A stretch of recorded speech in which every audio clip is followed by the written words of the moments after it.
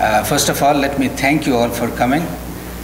This is the College of Architecture Spring 2012 Faculty Symposium. My name is Saif Haq. I have the honor of being the Associate Dean for Research in this college. And I know that it takes an effort to wake up on a Saturday morning to come to a symposium. And please understand that I appreciate it very, very much. Thank you again. As you can see, our theme today is representations. Our faculty does research work besides teaching, of course, and many of those presentations do take place elsewhere, not in this campus. And the purpose of this is to rethink what our faculty have delivered to audiences outside Texas Tech and to rethink the presentation so that it can be presented to the community here in Lubbock. The other thing to keep in mind is architecture by nature is a very diverse discipline. And when I say diverse, I mean the research on architecture is very diverse. As you will see in the 6 lectures presented today, that there is a wide range of interests and topic areas that the faculty will touch upon. But the common theme, of course, is that they all are discussed, targeted, and researched from this larger domain that we call architecture. And I think this diversity is a very positive thing. And diversity leads to, in my mind, positive interactions. And of course, that leads to new and more exciting topics to research on, to discuss, and of course, to present and publish. Let me also welcome the speakers. And I want to thank you for agreeing to do this thing so that what you have presented outside becomes available to us here in this campus. I also want to thank some very special people who have worked behind the scenes to make this symposium possible, and these people are very, very helpful. The poster was designed by Professor Upe Flukiger. Johnny Busby helped with the printing and mounting and all the other important stuff that goes on with designing and printing a poster. Maria, Jeffrey, and Denny Mingus set up all the equipment here that you see, the sound, the projectors, and everything else. Mike Martin and his staff arranged this room. Trish Hart will be here, hopefully, in the break with coffee and some cookies for us. We also have student volunteers, Terry Presley, Alex Bingham, who would be working the cameras, and Lucas Robinson and Kate Hammers, who will be our official timekeeper. So speakers, please be on the lookout for a little sign that says 10 minutes, 5 minutes, 1 minute.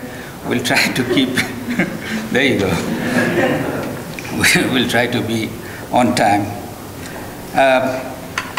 A few words about the Architecture Faculty Symposia, a few additional words, let me say. This is the second one that I have organized.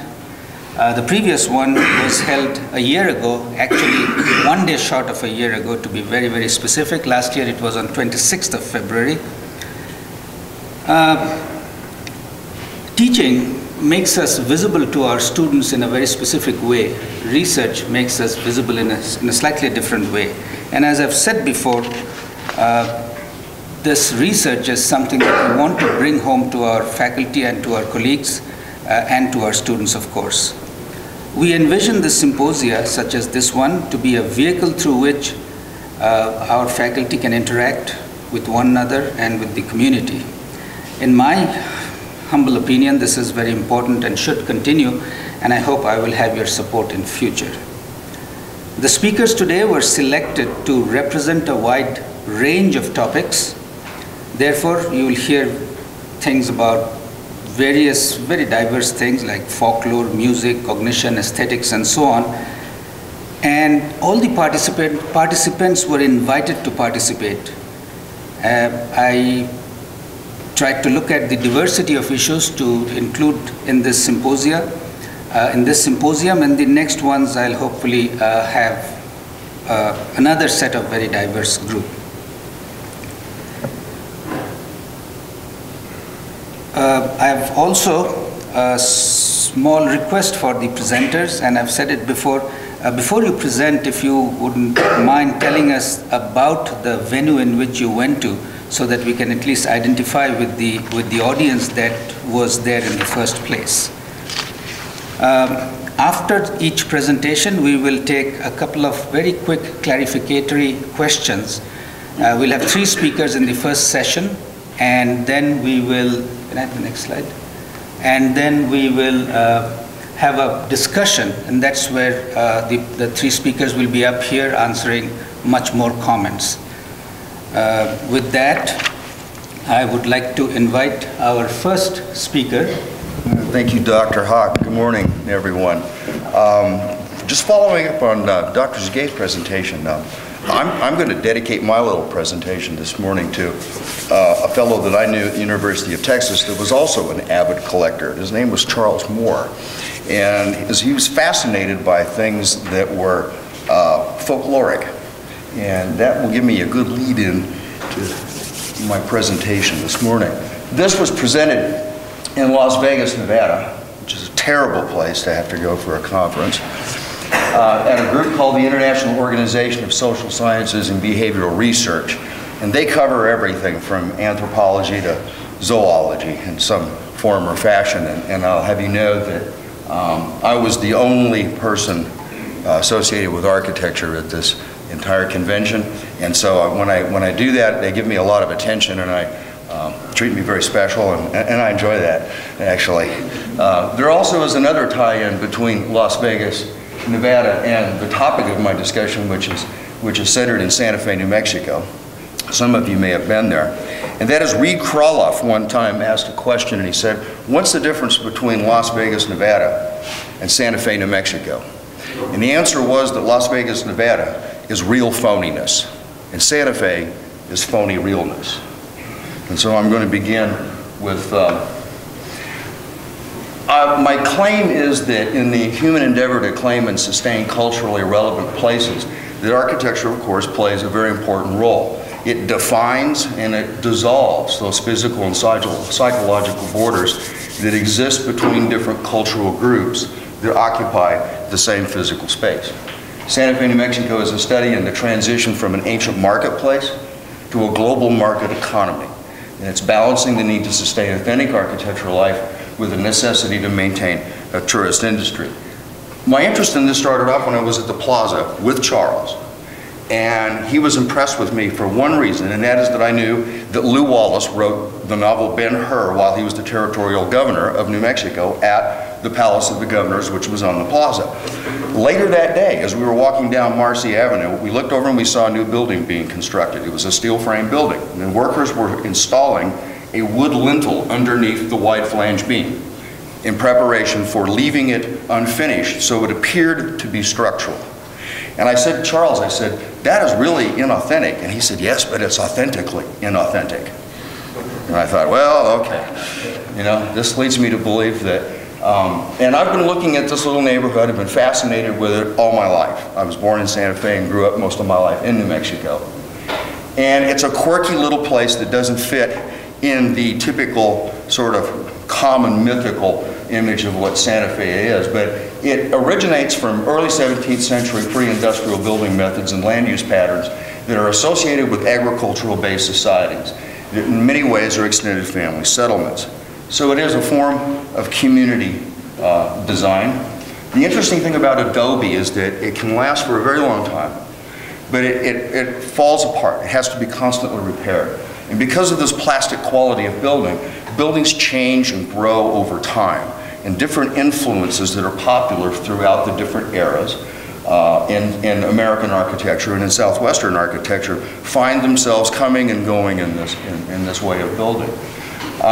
This way of building demonstrates what I maintain is a localized community process for building.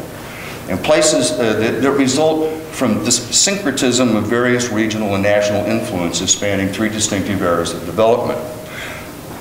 I've heard it said that the United States is not really a melting pot, we are a tossed salad.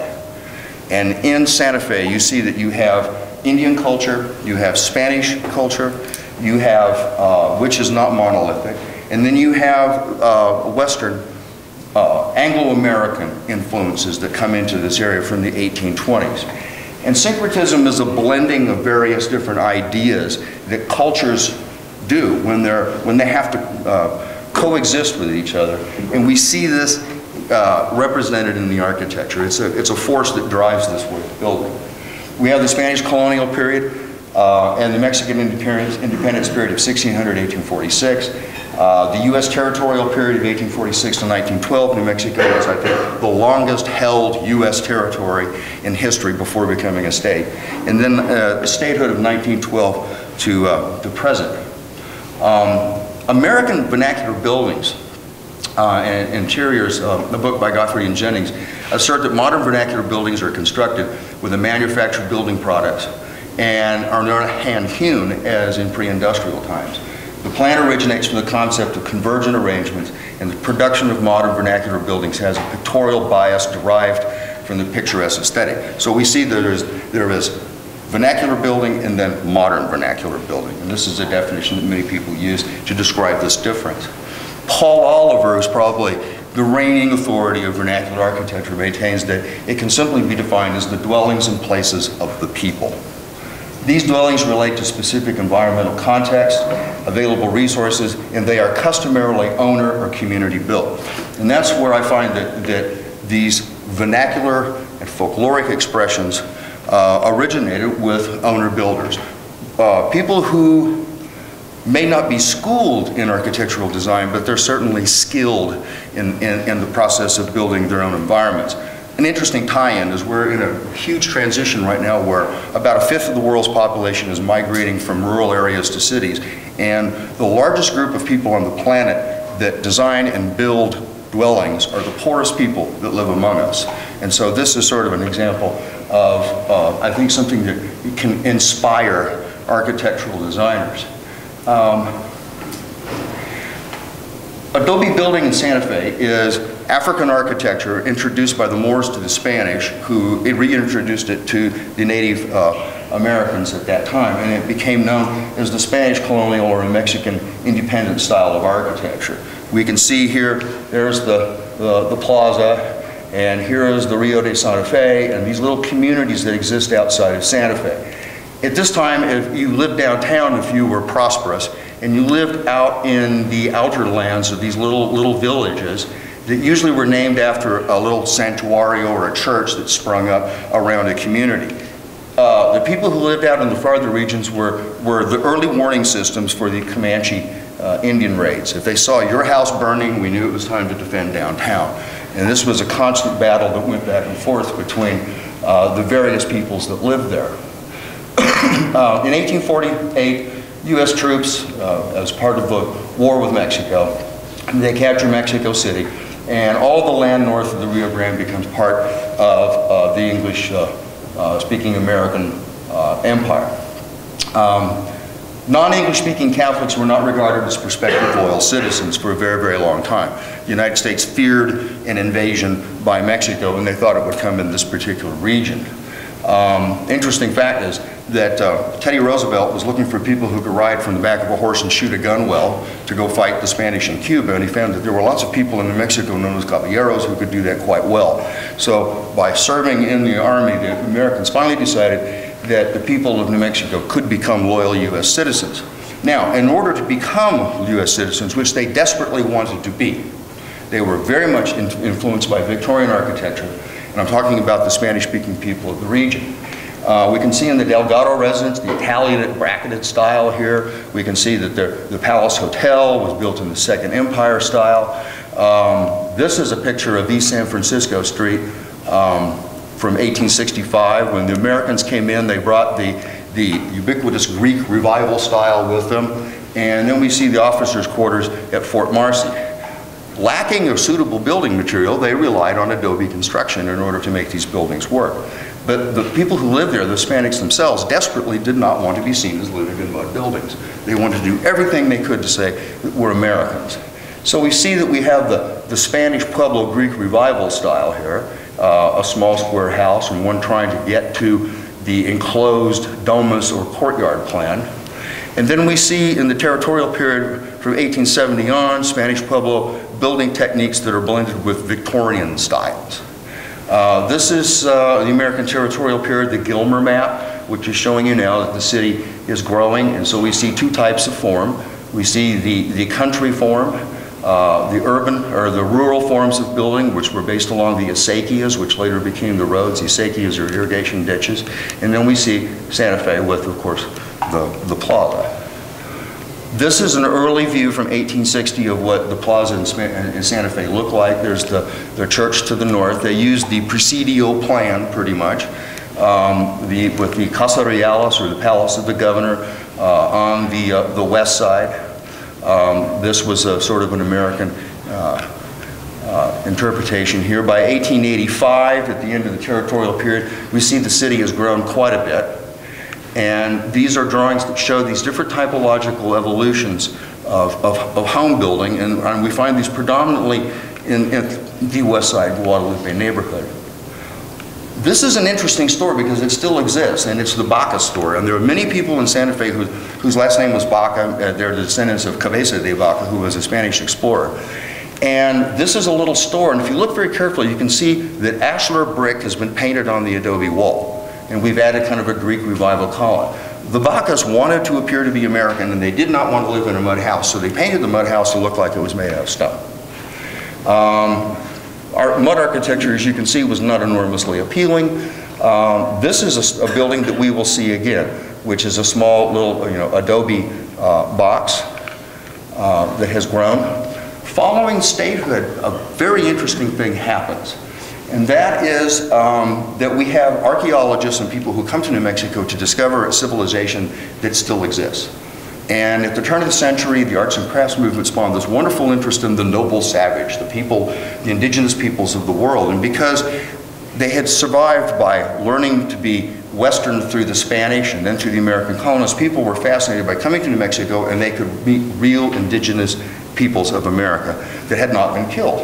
And they also lived in homes, and they did things that were very Western, and so it was acceptable for people to intermingle with these folks. And this interest through tourism and archaeology really produced a revival and the building patterns that we see today. This is the Palace of the Governors in about 1868 with the Greek revival. Here we see the Italianate order that has been added with the stone coining. And then we see Carlos Vieira's remodeling of the palace. And a funny thing happens. Up until statehood, no one wants to live in mud architecture. After statehood, everyone wants to live in mud architecture. It's a funny thing. My father used to tell me that when I was a kid, he said, poor people had horses and rich people had cars. Today, poor people have cars and rich people have horses. It's the same thing with mud architecture. At one time, living in a mud building meant that you were poor. Now, if you go to Santa Fe, only the wealthiest of people can afford to live in real adobe architecture. A significant portion of downtown was rebuilt by boosters and upscale shoppers influenced this creating of this modern vernacular because it wanted to make the city different than other places so that people would go there. And I maintain it may be ground zero for heritage tourism in the United States. It was a way of marketing something that was unique and distinctive that people would stop for it. The Harvey houses, as some of you may be familiar with, people would stop along the trains as they would go to the west, and they would go out and see the Indian settlements at Acoma and Taos and different places and buy things from them. And it was, people were fascinated by real Indians, as they called them. Here's San Francisco Street from the 1890s. You can see the Spiegelman department store building. This is that around the 1990s from these pictures. So what happened was, as the plaza began to adobify itself, these were actually very reasonable buildings from their time, and they were turned into looking like adobe structures. So it reinforced this idea of vernacular architecture. The officers' quarters looked like this. This was Military Plan H for an officer's quarters, and they rebuilt them to look like this, because that's what sells. That doesn't say anything distinctive, but this certainly does. I call this process adobification, which is a way of going and recreating a false sense of history about a place that is in part based on truth, but it's really not truth. It's a mythical sense of place. And Chris Wilson has written extensively about this, and I've been very influenced by his research. So they've become historically authentic. I'm not sure that's the case. My work began with the West Side, which is this area of Santa Fe. There are 5 historic districts, and this was the last one to become an historic district. And it was a poor working class neighborhood over by the rail yard. There's really 2 neighborhoods, the west side of San Francisco Street and the Guadalupe neighborhood, which comes from its fact that it grew up around the Santuario de Guadalupe. It sort of escaped the modern rebuilding of Santa Fe architecture for a long time, and now it's a place that I'm constantly studying, because it is in transition from going from being its origins and authentic to falling under the same spell of gentrification. In owner-builder architecture, the first thing you do is you establish, then you expand, and then you complete or enclose. And so buildings they're not like our typical buildings that are built within 90 days. Buildings oftentimes here take a couple hundred years to build. And they're often adapted over a period of time. Here are some typological growth patterns that you can see. People, as families, we used to live together in extended families. They were built on. People would build rooms to rent out. People would respond in some very ingenious ways to their building. You can see here in the neighborhood that these were buildings that were built, we know, by 1912, and then here are buildings that existed by 1932. And this is about 1945, so you can see by World War II, the end of World War II, this neighborhood was filling up because of the industry associated with the rail line and because of the expansion of the city as the state capital. And then by 1995, the last time I actually surveyed this way, you can see these are the buildings that exist today. For the lack of a better term, I use the word style. These are buildings that exist in this neighborhood in the Spanish Pueblo style. These are buildings that are in the arts and crafts style, and they're predominantly along Agua Fria, or the street to the village of Agua Fria, or Cold Water. These are buildings that are in the so-called territorial style, which was an interesting adaptation of the Pueblo style, because now we're for the railroad, we're bringing in milled woodwork that's in the Queen Anne style, and then we're seeing brick coping that's being introduced to adobe construction, which was a vast improvement. And it's mostly along this part of town. And then we see buildings that are in what I call the Santa Fe vernacular style. And they're very eclectic, and they're very crazy kind of buildings that are really sort of the autodidactic interpretations of the people that live in them. People are artists in the way that they build their buildings. Here's an example of a building that's evolved over time. You can see it was a flat roof at one time. The arts and crafts movement came into it. Here's this building that we saw earlier. This is what it looks like today. Here's another example of a building along Romero Street that's been added onto. It's the proverbial salt box plan.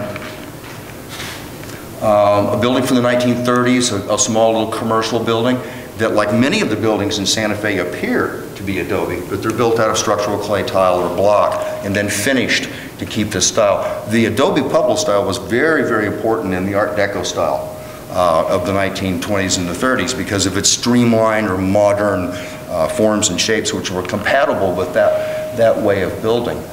In many cases, these were flat-roofed buildings, and they turned them into cross-vaulted Victorian roofs with turn-plate steel to capture that extra space. So you can see over time that the different milled woodwork made its way into the building. Linear street edges are some of the different sort of ad hoc approaches to planning, and I find that planning is rather interesting. You can see these various different approaches of how people modulate walls. Do they build a building on the street? This neighborhood has this character because it did not have modern zoning and planning laws imposed upon it. And when you take those away, people do exciting and fun and creative things with their places. And we're always trying to shake and bake our communities today. How can we make them and build them instantaneously and yet give them this charm and character? And I'm not sure I know how to do that, but I know that if you let things just sort of happen, then you get this kind of eccentric juxtaposition. Of course, enclosed courtyards are also quite popular. These are a sort of a range of the different details and the things that you see that's very much tied in with a town of 65,000 people that has 128 art galleries in it. People are not afraid to build. These are examples of how building technology progresses over time. And here we can see that as new advancements come in, they're absorbed into this way of building. Here, people express themselves with their gates, their zagwan entrances, and the way they construct these. So we see artisans coming in and being very much involved in the building of places. Some of them are the people who actually live in the houses themselves. Evolution and technology in terms of foundations and footings.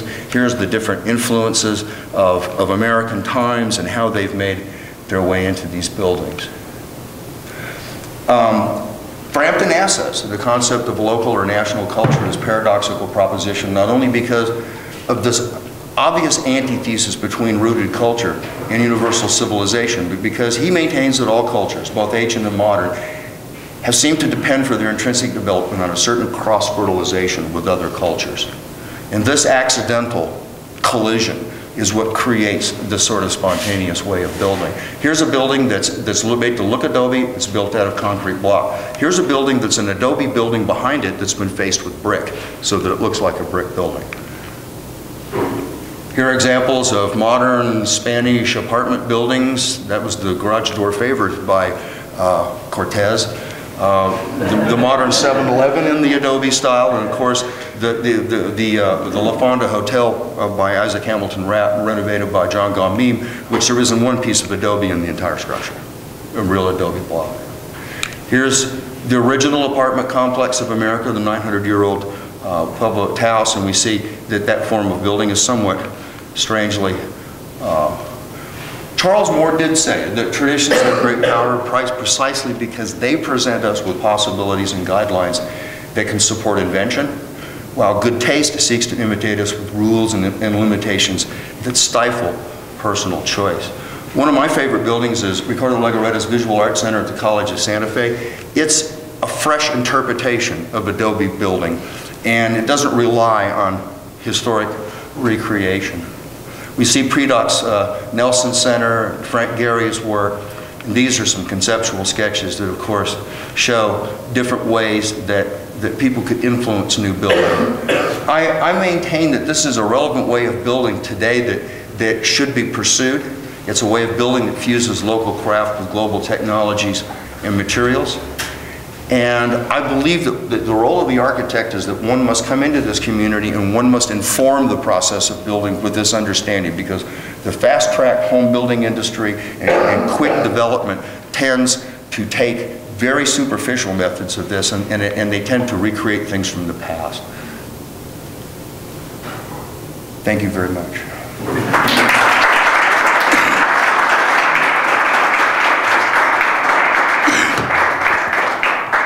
Thank you, Ben, for that nice presentation. And of course, I personally enjoyed the wonderful sketches that he showed.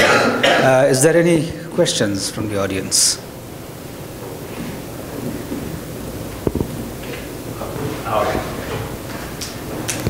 So Ben, as you were looking at the variety, the immense variety, one of the things that, and you made a comment about it, and I inferred from what you said that you were seeing that variety of attachments and inspirations that people had, not necessarily architects, but some, of course. And I see that as a kind of a resistance to the very thing that we would, from a distance, ascribe to Santa Fe. Do you kind of agree with that? Yeah, I do. And I think that this creation of this monolithic homogeneity that you see in this picture is trying to give us an impression of a wonderful, happy, peaceful town that you should go and feel comfortable in. And you're precisely right. The neighborhood that I study shows that there was this tension between different cultures and different people. And that's less bucolic, but it's more real. And I advocate that we have to kind of, I'd like to see that continue. That, homogeneity is the lowest form of unity. And that's what Santa Fe, unfortunately, I think has gone in that direction of, is we need to, I would encourage that people, when they build, they begin to bring all sorts of fresh ideas from everywhere. And they continue to pour those in to kind of keep the wine fresh, so to speak. This is just an observation, a comment. We saw it comes from my 10 years in Houston, the largest city without zoning. And you're showing how this character can only happen without zoning.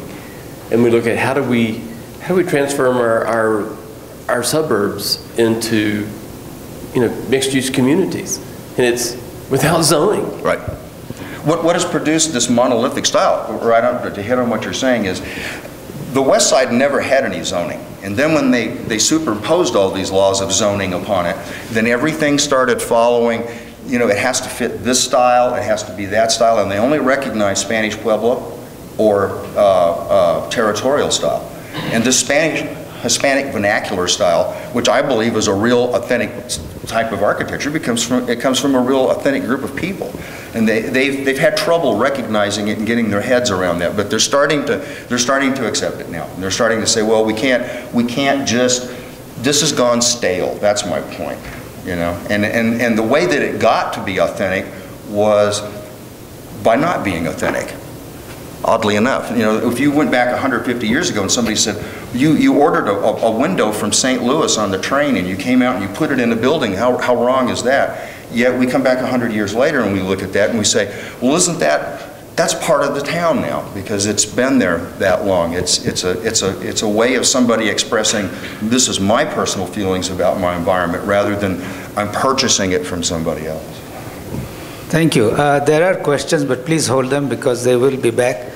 We have one more presentation before the break, and I'll now have to switch my position from a moderator to a speaker because the next one is mine. And I'll use the presenter speaker.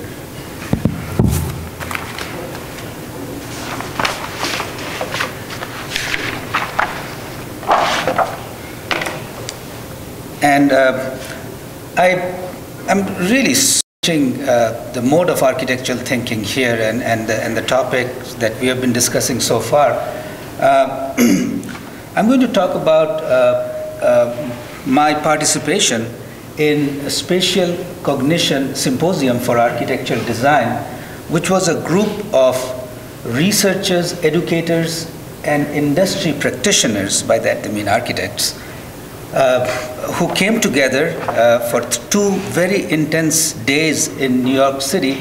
And it was not just a set of presentations, it was presentations, workshops, architectural competitions, and a constant discussion and debates between these various groups, trying to find how to translate cognitive and computational research into theories into professional architectural design practice and education.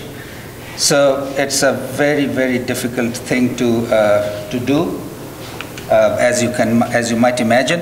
But it helped because we were all there from breakfast all the way to dinner, and the discussions went on much beyond the time allotted for these things. And it was an international group. There was 40 participants from 8 countries who came together, and I was actually very, very honored to be invited. Many of the people who were there are really well known in their own fields, and I was happy and very honored to bounce off some of my ideas with them. My topic was spatial cognition research as evidence-based for architectural designing, and I really focused on this notion of architectural design, because in every debate and discussion there are 2 sides, and the design aspect is something that I thought I would represent in this symposium. And also I wanted to make some very specific points, which I'll come to in a moment. But one of the things that I really wanted to my talk was basically based on my work on spatial cognition over the years, and specifically on evidence-based design. That is something that I'm involved with nowadays in my teaching in the healthcare sector here.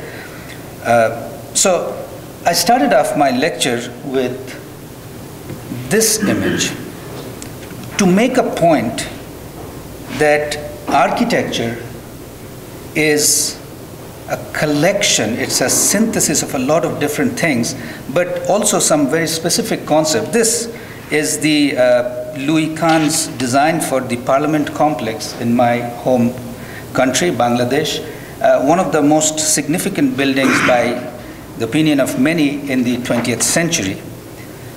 But in the design of this piece, Louis Kahn talks about how he really came upon a concept that became the factor, the major piece of his thinking. And this is what he says: on the night of the 3rd day, I fell out of bed with the thought which is still the prevailing idea of a plan. What it is can be interpreted as a flash of genius, as an inspiration, as an idea that somehow an architect gets, which brings together all the different aspects of a project, and that idea becomes the way in which they're all brought together. And architectural design is these things in an architectural design or in an architectural designer is something that cannot be ignored, no matter how much we try to bring in other aspects. So this it was my way of bringing in architecture to this discussion, as I mentioned, to this group of researchers in computational and spatial cognition. We also talk about novelty, we talk about beauty and all the other things. The points that I emphasized are these. First of all, the distinctions between research and design. In my opinion, research is broad. Design is broad, research is narrow, focused. Design is about synthesis, research is about analysis. Design is a good part intuitive, whereas research is empirical. Design has to be inclusive, but research can be exclusive. So all of these points lead to what I've identified as number 1, that information sometimes we get, some information are more detailed and less generalizable, and some are less detailed, more generalizable, and I'll come to these later on. And then there are 2 groups, and this is something that I wanted to talk to that group who were there, that some of us are research-focused designers, and some of us were in that group design-focused researchers. And of course I made the point that research-focused designers are designers, and they're the group who needs to be understood and targeted. Of course, evidence-based design is the process of making decisions based on peer-reviewed research and together with an informed client. And the recent discussion on evidence-based design points out that there are 4 levels of evidence-based practitioners, from level 1 all the way to level 4. And the level 1 is basically those of us who read literature, understand literature, and try to incorporate it in our design. This is a very basic definition of the practitioner. And in a recent survey of 4012 healthcare research architects, said 92% of them said they undertake evidence-based design, but 75% of said they are at the level 1. So level 1 researchers are the most important group to look for and target by the symposium that I was in. So this brings me to my little exploratory study that I did here in a studio. And that was a studio that was done in spring 2009, where the research was basically to understand how evidence is collected by designers and how it's interpreted in their design. This was, of course, published in a journal called Health, Environment, Research and Design magazine. But let me walk you through the process. Mainly, it included knowing hospitals, knowing the evidence, and then designing with that knowledge. And evidence came from 3 very distinct sources: the scientific research publications, industry and trade magazines, and certain recently published books. The students were required to come up with these kind of one-page reports about the information that they were collecting, and these were from peer-reviewed research. They looked at well-known websites, various books, and so on and so forth. They had a detailed hospital program, very big, 180,000 square feet, and specific sites to design their project on. Additionally, they had to create evidence sheets to explain how they were translating their research into design. That was a really difficult thing to do. And then, of course, there was a questionnaire survey that was administered to the students. And these are some of the examples of the evidence sheets that the students created. The projects were, in my opinion, very well executed. They had to deal with site planning, building layout. They had to deal with detailed medical interiors that required them to understand a lot of issues about medical planning and medical requirements. Also public areas, exteriors, and so on and so forth. And they were evaluated just like any other studios are evaluated through juries where externals were invited to come and talk to us and tell us and help us and so on and so forth. One of the things when we started looking at all the results, both of the projects and as well as the research that we did, was the notion of evidence-based design according to the self-evaluation where students were shot up very much. Yes, so they learned it. Okay, that's good. But we also found 4 important aspects. And I'm going to talk about these 4, kind of explain to you, and as I did to those groups there. First is the notion of understanding the evidence. Collection was not easy. Remember, we gave them all the things that they needed. Access to database, where to go, where to find. All they had to do was interpret. And still it was not very easy. It was rated at about 53%, not very good in my opinion. Evidence that they collected was not classified in any order, and because of this, there is no relationship between what comes before what. That's one of the problems, I think. Second is phase complemented evidence. Certain information is needed in a certain design phase, and there's no way in which we can have the information that is categorized in that phase. That seems to be a second problem. We tried to come up with what information is relevant in which phase. This is, of course, not a very comprehensive work. This is represented like that. But the moment we did this, we found something interesting. Schematic design is probably the most important phase of designing, as you'll probably agree. And we found that only 20% of the evidence was, according to our little work, was useful in the schematic design phase, which means that 20% return of investment. That's not something that is really promising. Secondly, as architects, we are trained to understand precedence. We are trained to understand context. Precedent studies, I'm sure, is something that you all understand very well, those of you in the architecture. and the context, where it is, how does it relate to other stuff. And this relationship is not there in the evidence. So if we know something that comes from the literature, we don't know what was the context and what was the precedence. And that to me, and of course to the participants in the studio was an important aspect. Finally, if we look at the sources of evidence, we find a very interesting thing. So in the survey response, this is what the students said. They thought they had understood a lot of information from peer-reviewed research more than trade journals. Trade journals are things that we are used to, which has a lot of pictures, a lot of case studies, and so on and so forth. Peer-reviewed research is something that is in peer-reviewed journals, very technical. It needs an effort to read and understand and extract information from. But when we looked at the actual evidence sheets that they created, where they told us which information they used and how they used it in the design, you see the industry sources way overshadow all the other things.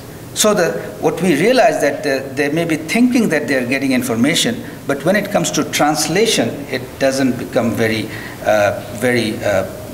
useful, or it doesn't become very accurate.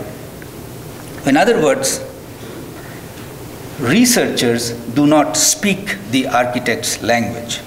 That was one of the messages that I took from here through this work to the symposium. So, having presented this, number 4 is vocabulary. Of course, there is a wide range of vocabulary that is used, and they're all different. In fact, now, in this semester, I'm working with my students with few other schools, Texas A&M, Cornell, Georgia Tech, and this is an effort started by the Center for Health Design to come up with a vocabulary for healthcare architects. And I'm hoping our class will contribute to that discussion and to that effort. So that's some of the things that I'm doing.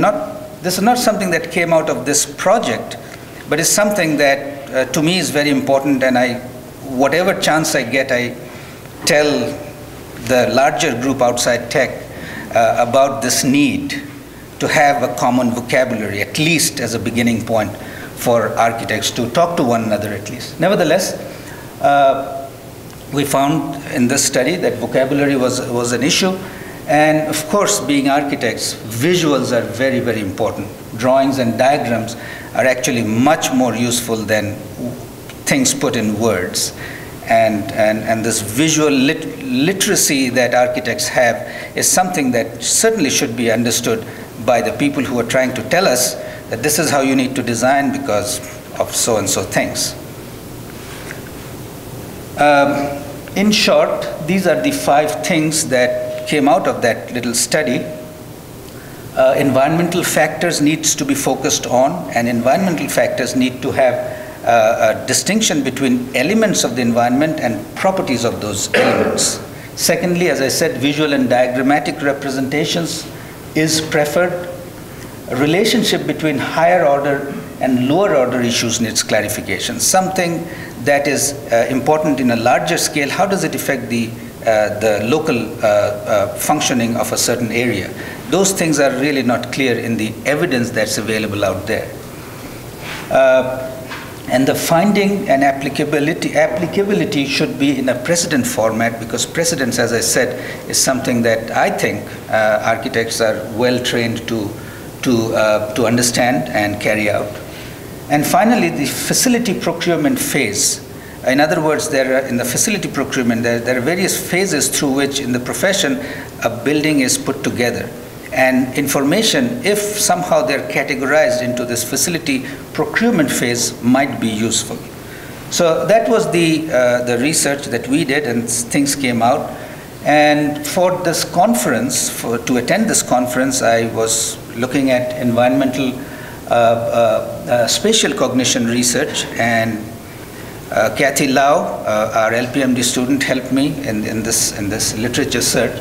And of course, being from the architecture profession, I tried to look for what are the environmental elements, physical elements that is talked about in the cognition literature. And mostly I found that there are two models. One is a human model and one is an environmental model.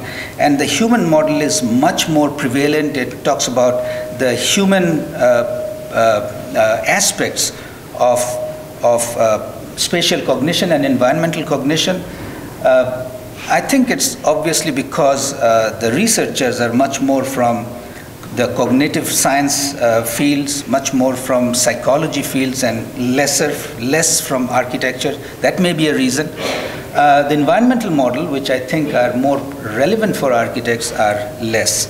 We still try to find out what are the elements in the literature, and these are the things we kind of identified. I don't want to get into these in details, but as I said, we are interested in the environmental model and elements and properties.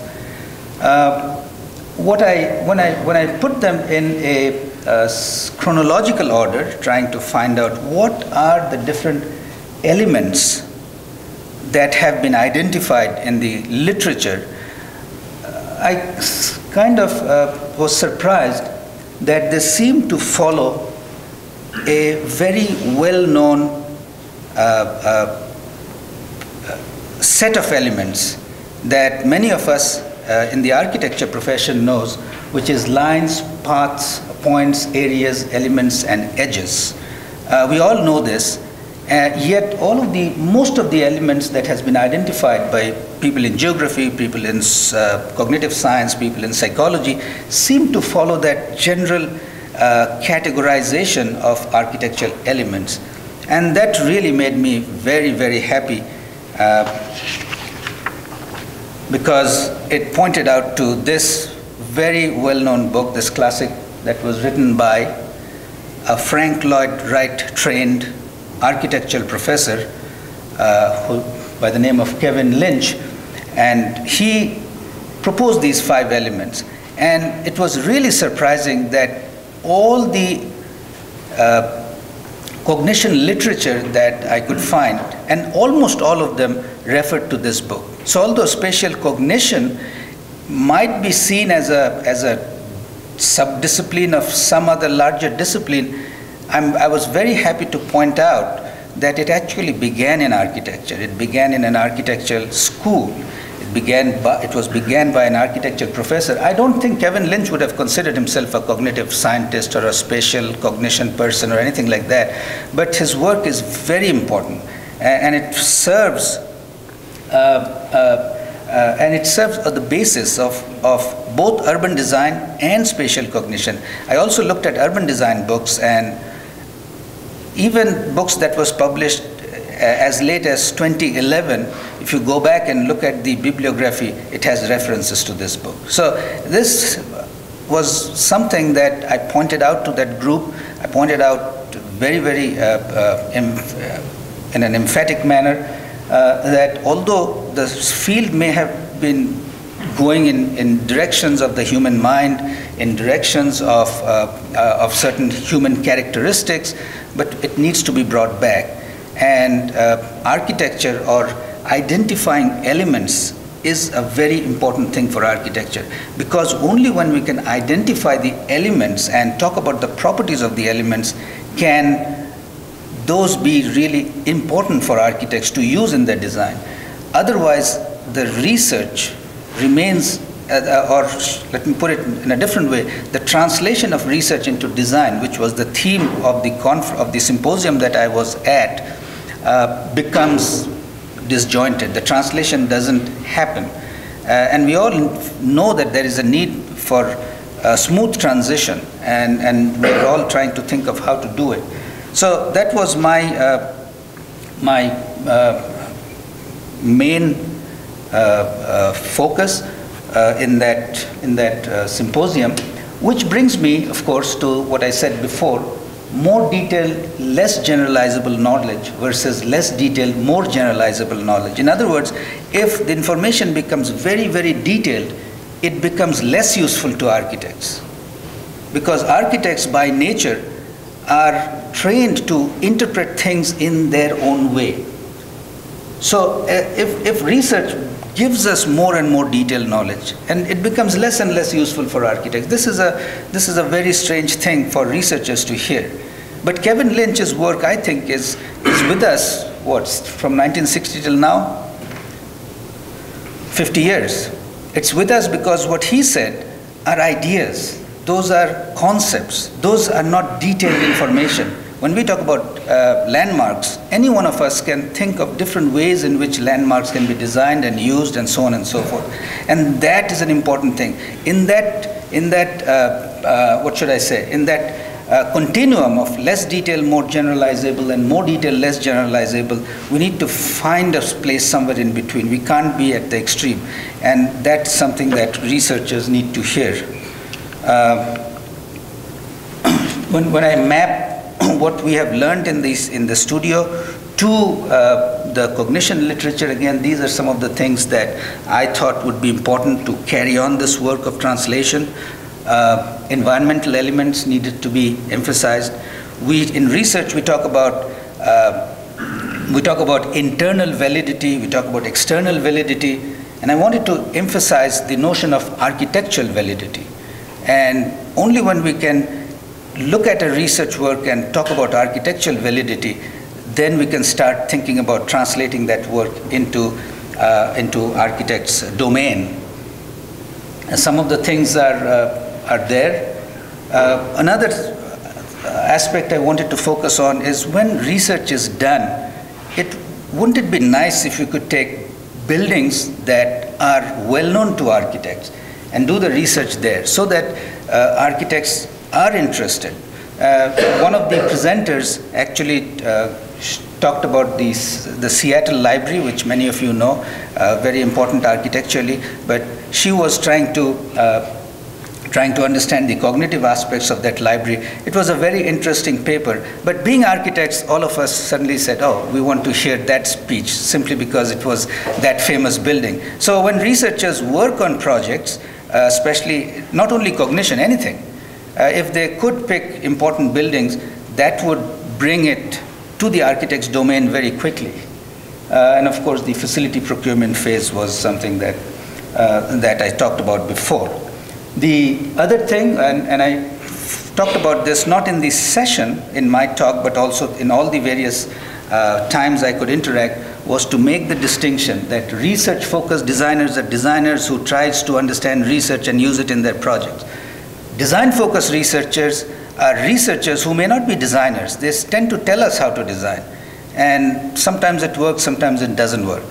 But we need to understand these two groups and make it very, very clear that there are these two groups. Just because we have research doesn't mean that everyone is doing the same thing.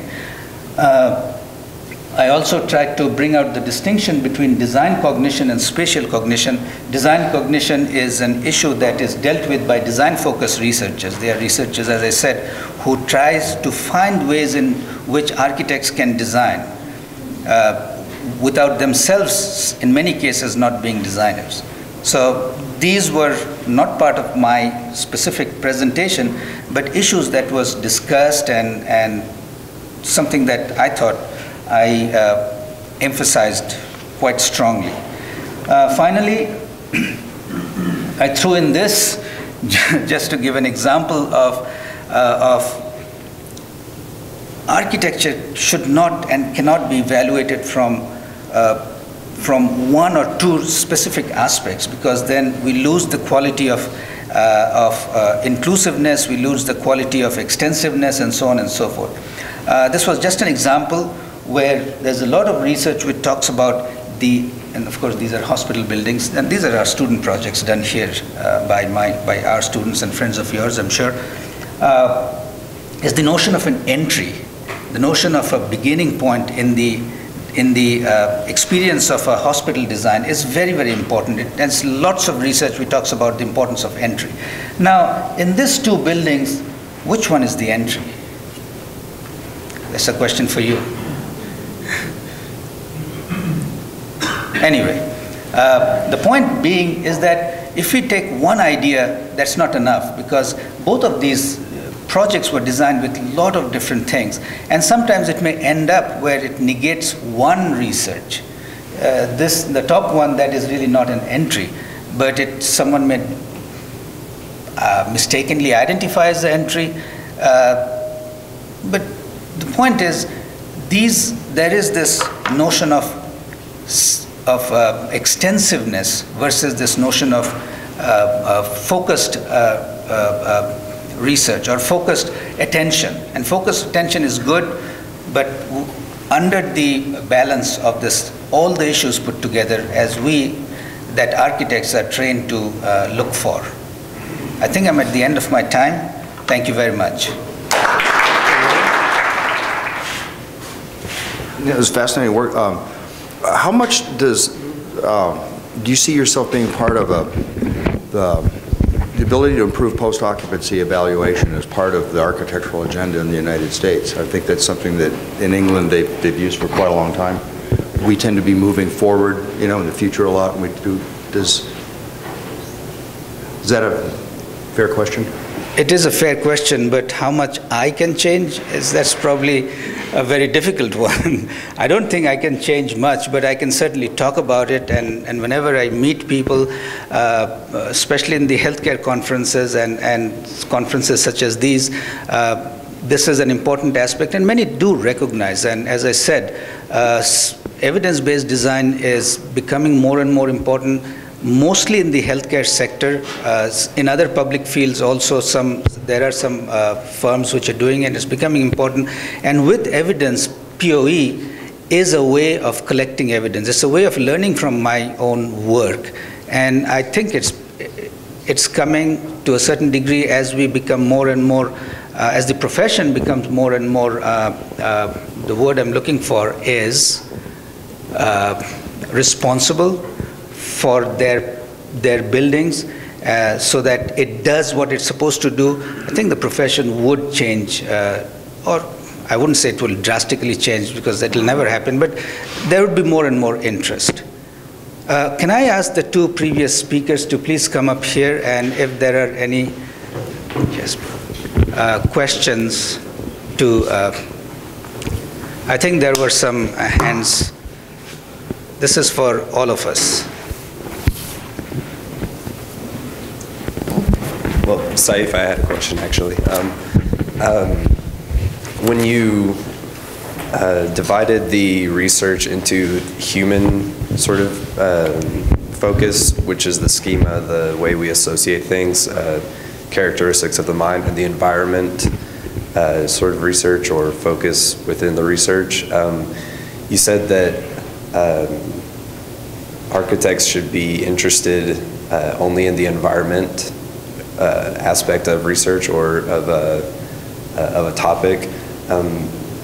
How dismissive or how inclusive should we include, or should we be involved within the human side of that cognition of relationships? I'm sorry if I gave the idea that the other part should be dismissed together. It's not. Because in a research, we would want to see how certain environmental aspects have an effect on the human mind. And no, I'm sorry if that's the impression I gave. I was emphasizing more of the environmental aspect. And in my mind, the environmental aspect has not been understood enough. Let me give you an example.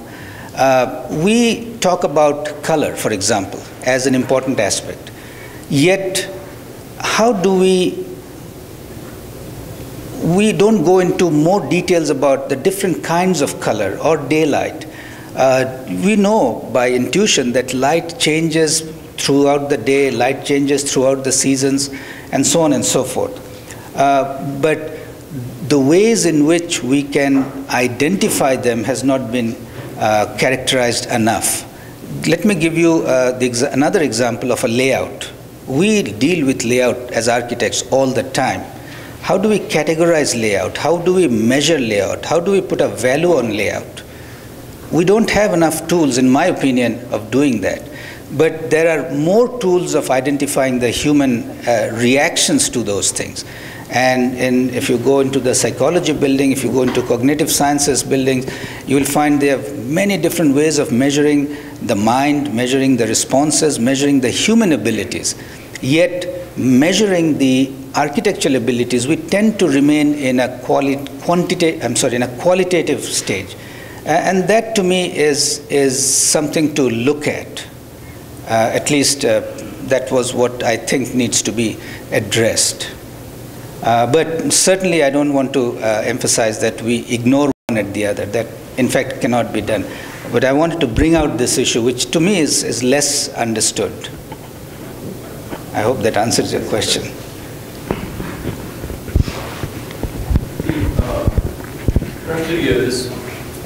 This semester we're talking about form follows function.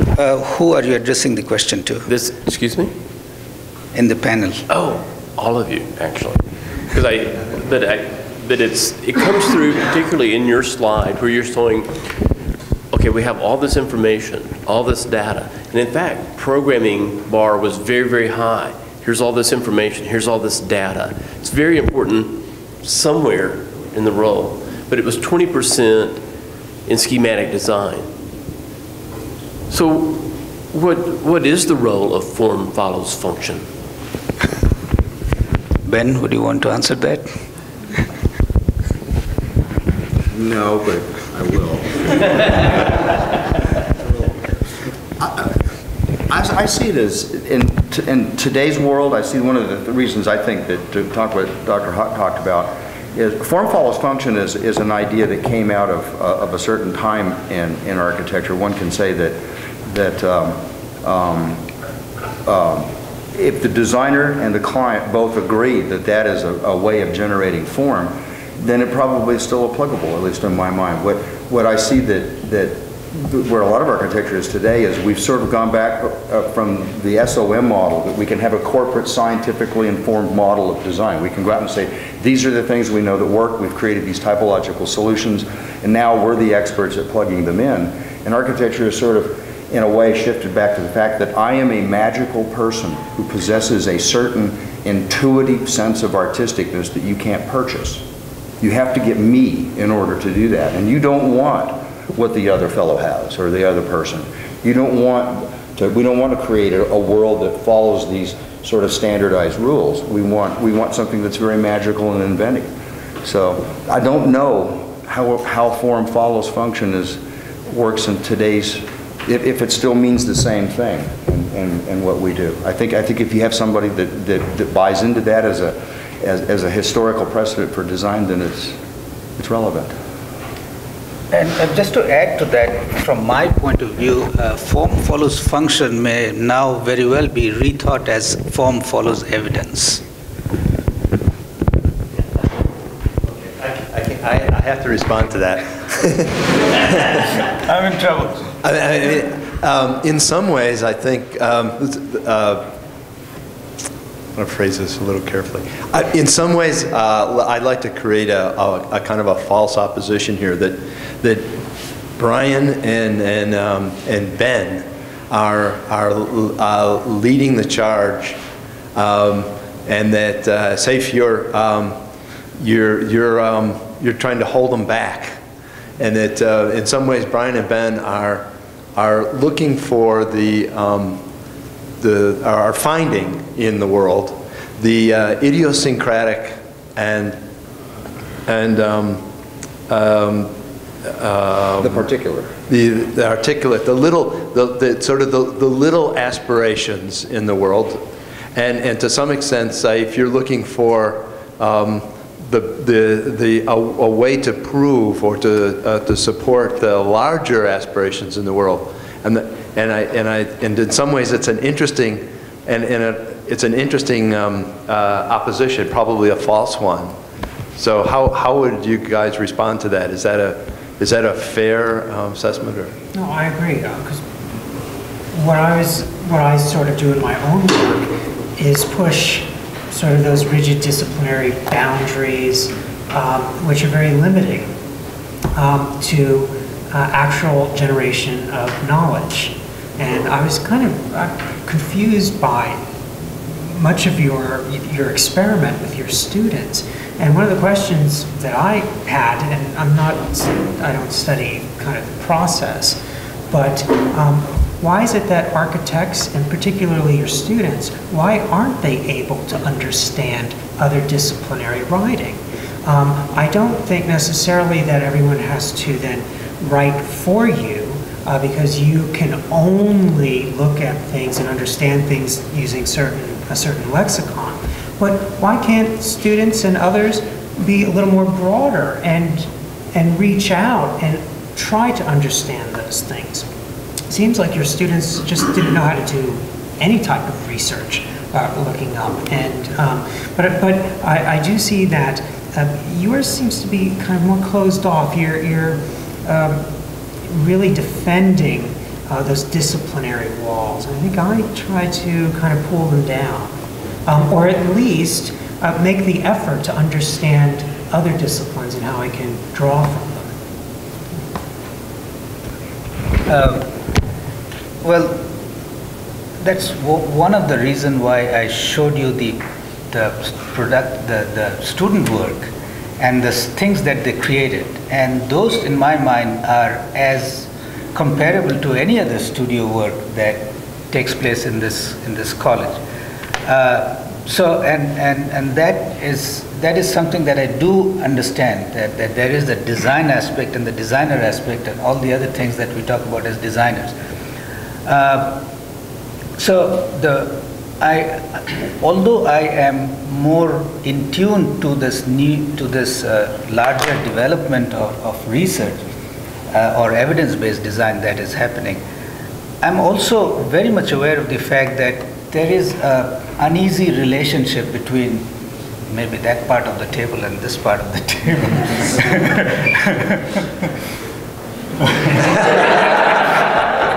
And this is not just here. This is not just in our college with our students. I think this is a big thing in the larger architectural profession outside. And I mentioned that research where 40 large architectural firms were surveyed.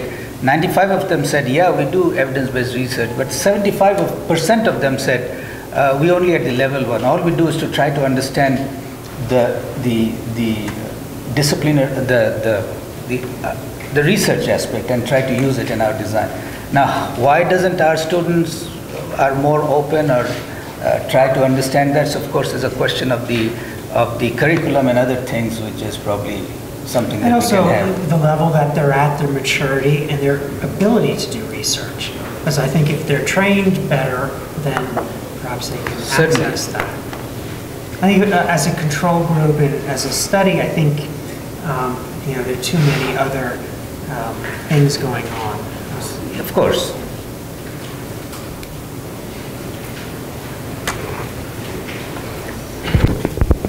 Let's have this the last question, because we want to take a short break and we have another session at the end of this, at the second half.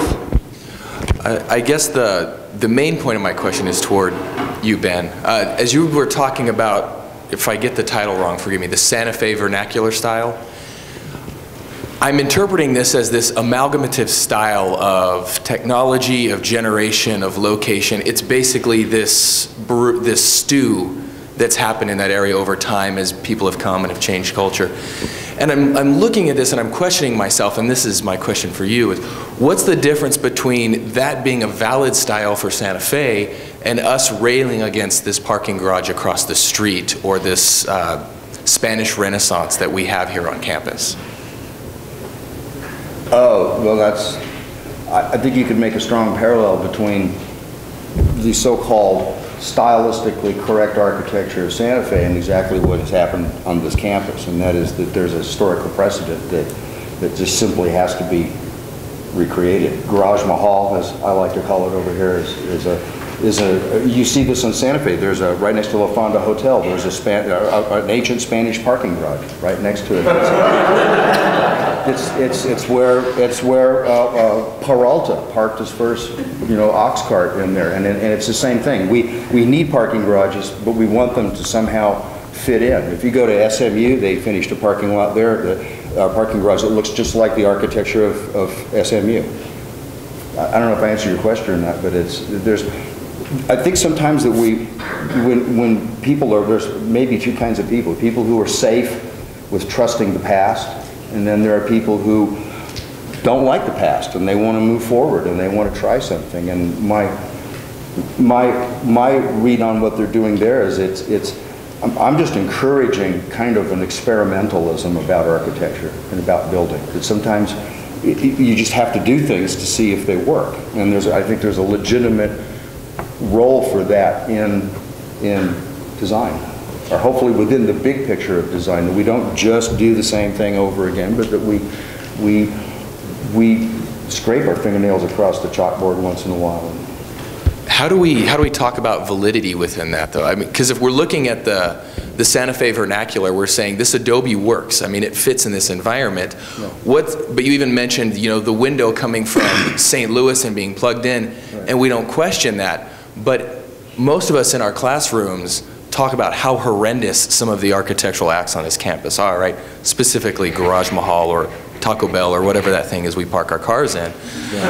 But I'm wondering what the difference is between the frosting that we've squeezed on this thing is and that window being brought into the Adobe in Santa Fe, and what makes one valid and one invalid. Yeah, the point of in the bigger picture of this that I try to distinguish between is the difference between and the connection between process and product.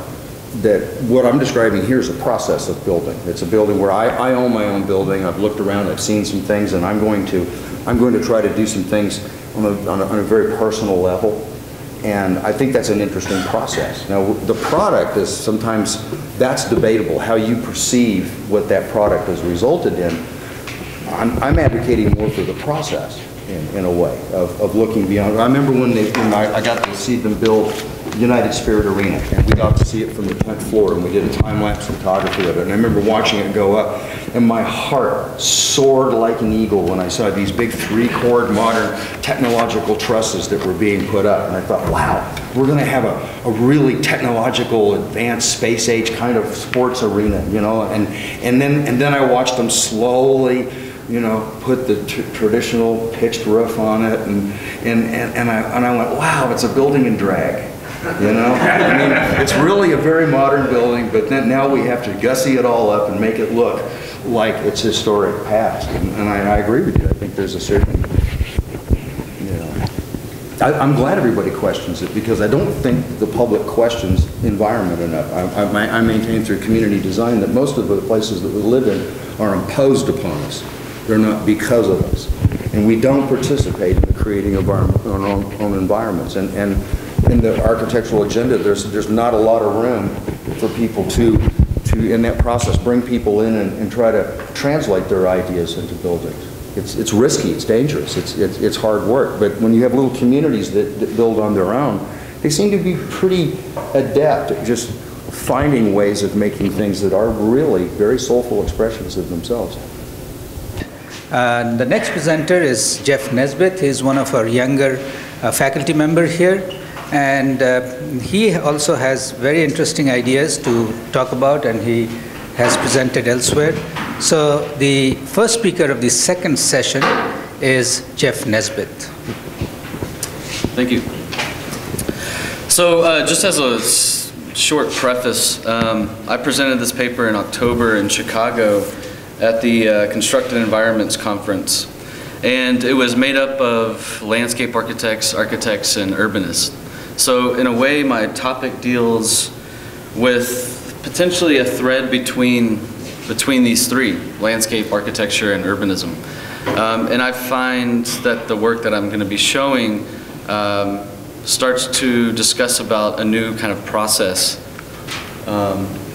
with the way we should be thinking about architecture and the way we should be thinking about our built environments more in particular. So the topic is self-generating territories.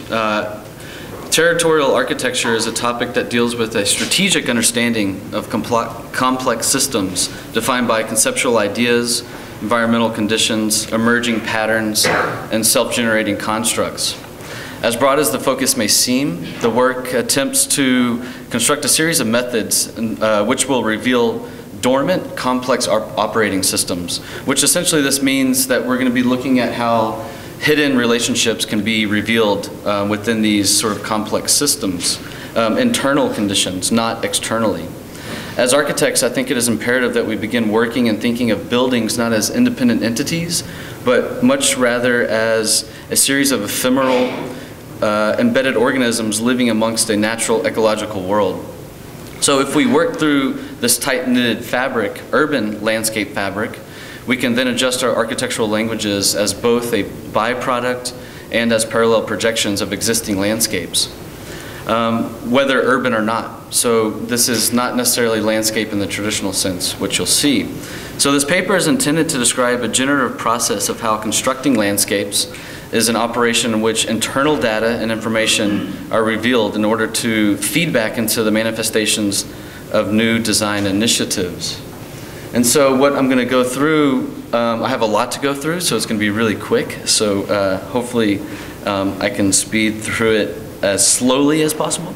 But I'm going to be talking about a design process that I've been sort of evolving over time. First, starting with field conditioning analyses, then sort of what I call digital paintings, which if you know me, you know what I'm sort of referring to. But they're extractions of phenomenal forces.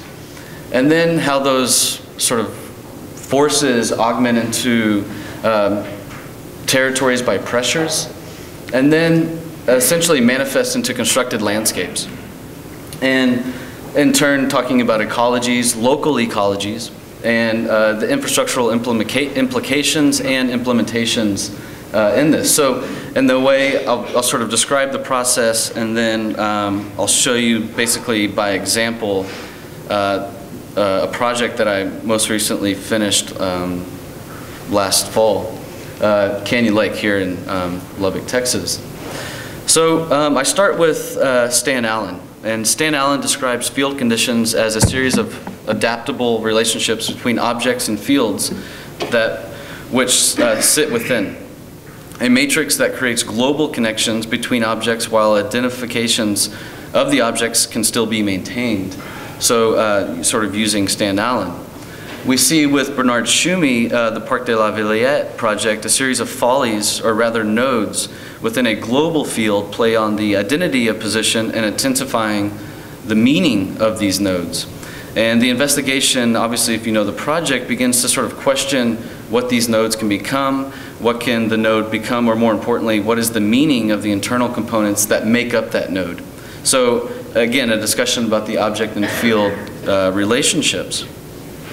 Earlier in my thesis project, I began to look at the decaying industrial landscapes. This is sort of a side topic, but I think it's quite relevant on how I begin to describe these projects and the processes of which I work. So the industrial landscape in Sugar Land, Texas began with a strategic understanding of a series of descriptions intending on extracting data from the industrial field. So what you're seeing on the left is the aerial, on the right is the extraction of the potential makeup, hidden internal relationships. So here we see the correlation between the actual field, which is up above, and the process of refining sugar, which is what the sugar factory obviously was doing prior. It's decayed and now kind of being re-questioned, re-implemented into a series of projects that maybe I shouldn't get into. And then the lower, sort of looking at the extraction of refining sugar, above looking at the extraction of the actual place. So sort of beginning to understand the makeup of the place. And then these relationships are then used to determine the redevelopment sequences and responses. The proposal situates itself between an injection of new conditions and an attitude of emerging context. In my undergraduate design studios where I teach here, we begin extracting contextual relationships and field patterns out of the sites before discussing any indications of site strategy approaches. Through a strategic series of descriptions intending on extracting data from the field, students are beginning to explore the existing conditions of the place in sort of a new methodical way. as I sort of see it. As I slip into sort of the digital paintings, which I think are intended on becoming extractions of phenomenal forces, we see within Zaha Hadid's early work, with the condensed collages of Manhattan and superimpositions with the Vitra fire station on the right, field patterns take on an immediate understanding of how a field performs and the gravitational pressures embedded within the complex field. So very much influential in my work. Similar to Hadid's paintings, within my students in my studios use these influential tools and mechanisms to create explorations, to express and extract new potentials for systems to emerge from that existing context.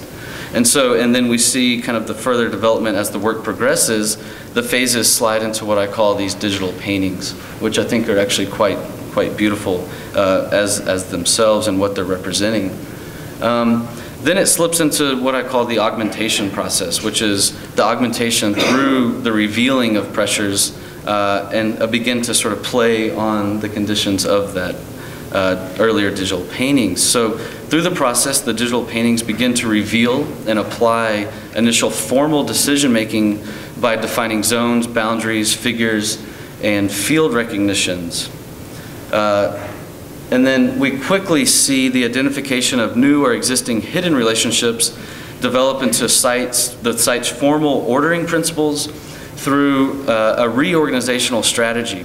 In doing so, senses of flexibilities are employed under a larger scope of determined parameters. So we just begin to see the development starting to become manifested as constructs. The manipulations intensify and form characteristics based on intuition and most directly the site conditions themselves. A good example of identification, but also successful by creating form from it.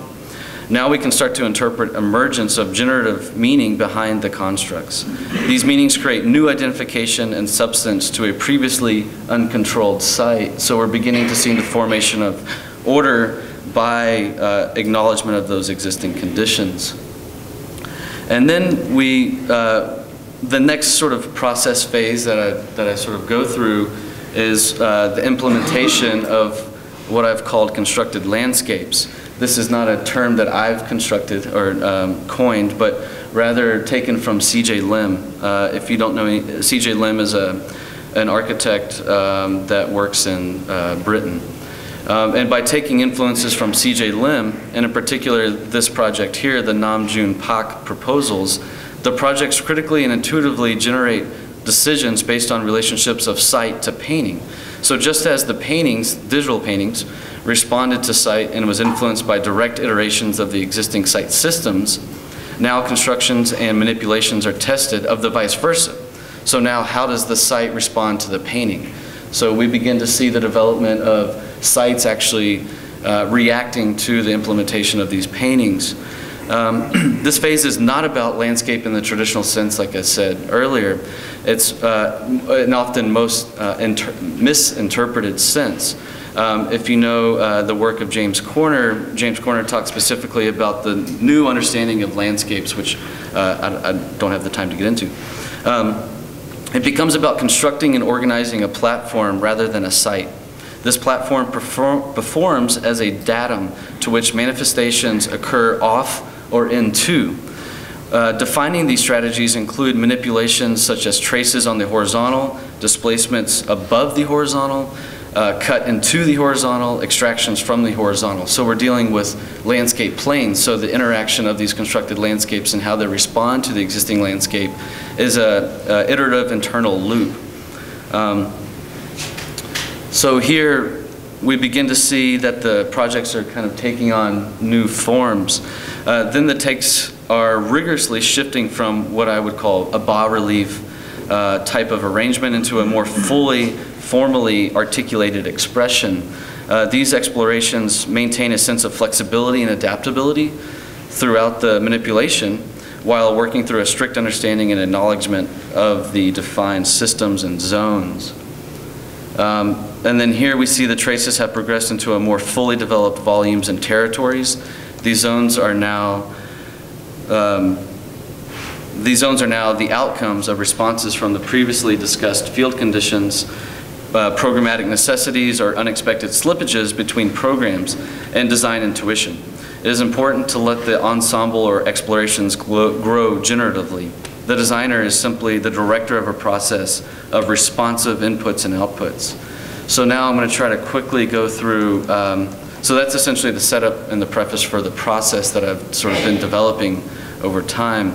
This is the implementation of that development by a project that I was working on, like I said, in the fall. So here's Lubbock. This is the perceived imagery of West Texas landscape.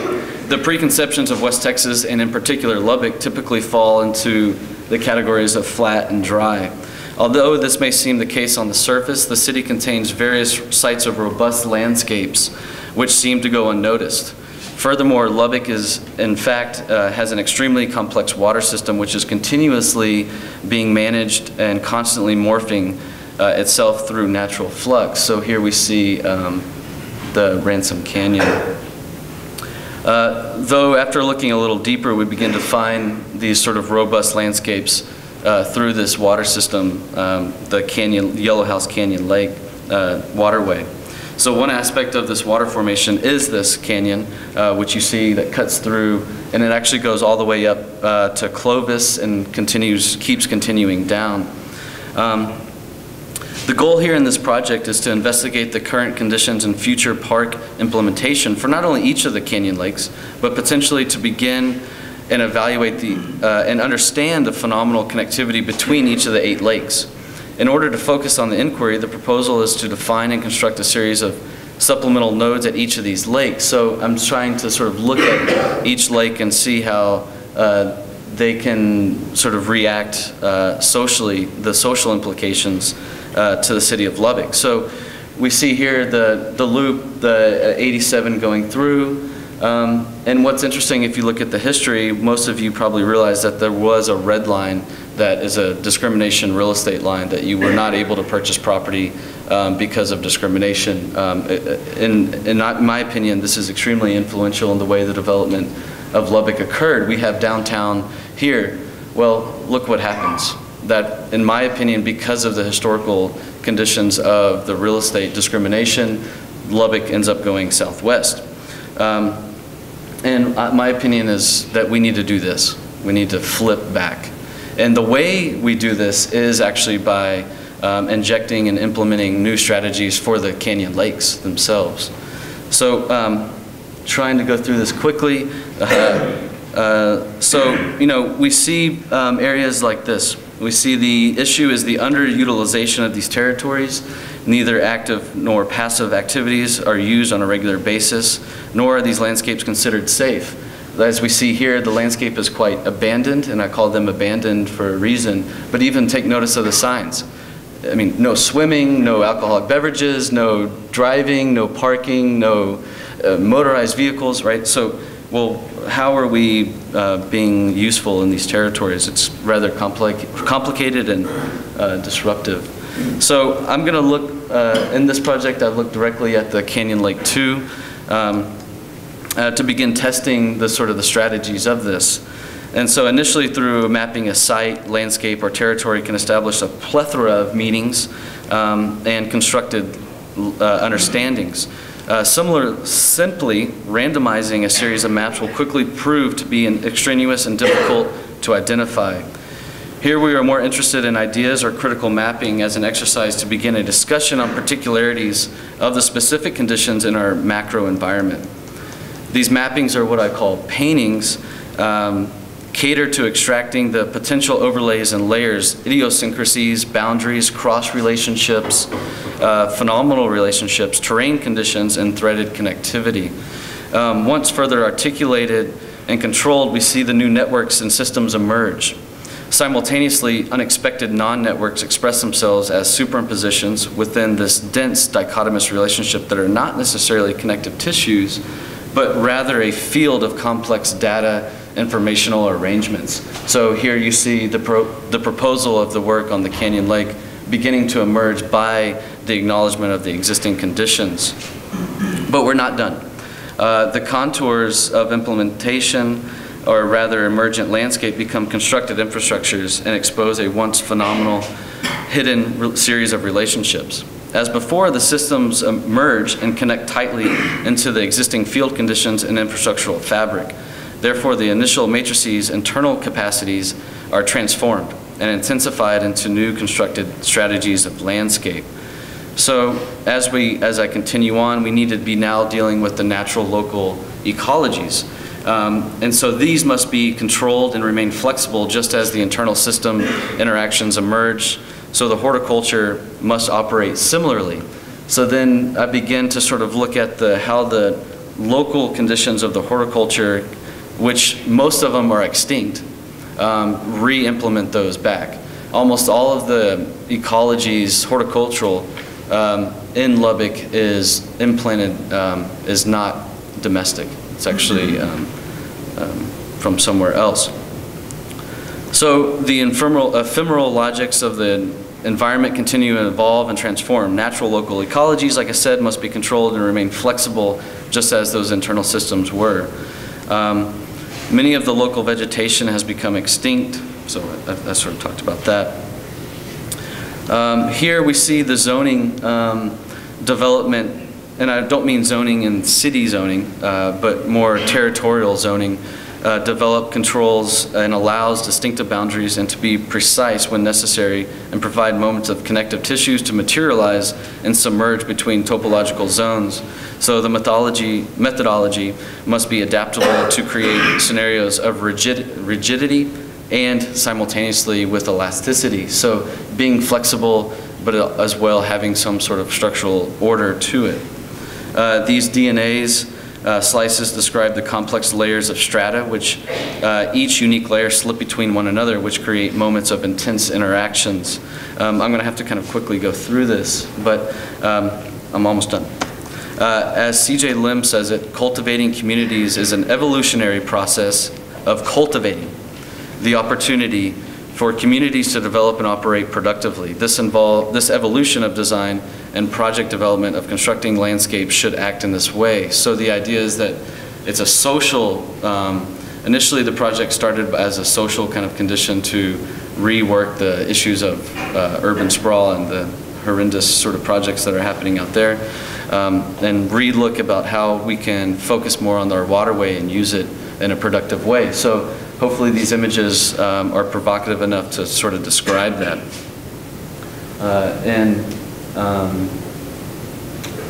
I could get too far into this, so I'll try and I won't. Ask me later.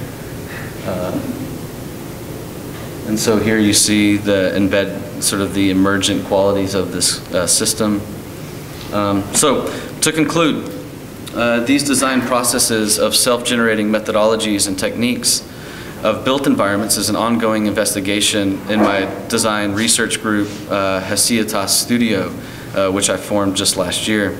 It is not my intention to say that this process is fixed and is rigid. I'm sort of working through this, so it's an ongoing process in my office. I'm beginning to find that ideas of emergence are a powerful design force that is necessary to continue for my work both in architecture and landscape, urban landscape, which is something that I'm getting into now, which is sort of a spin-off of this. So for me, the importance does not mean that we focus in acquiring LEED sustainable credits. Again, I could talk to you about that if you want me to later, but it's that we think it's more about maintaining a consistency of threads between and within our natural and built ecology. So being responsible not just for credits of LEED, but actually being productive by a design methodology and it becoming an internal process to construct these sensitive responses. So, thank you.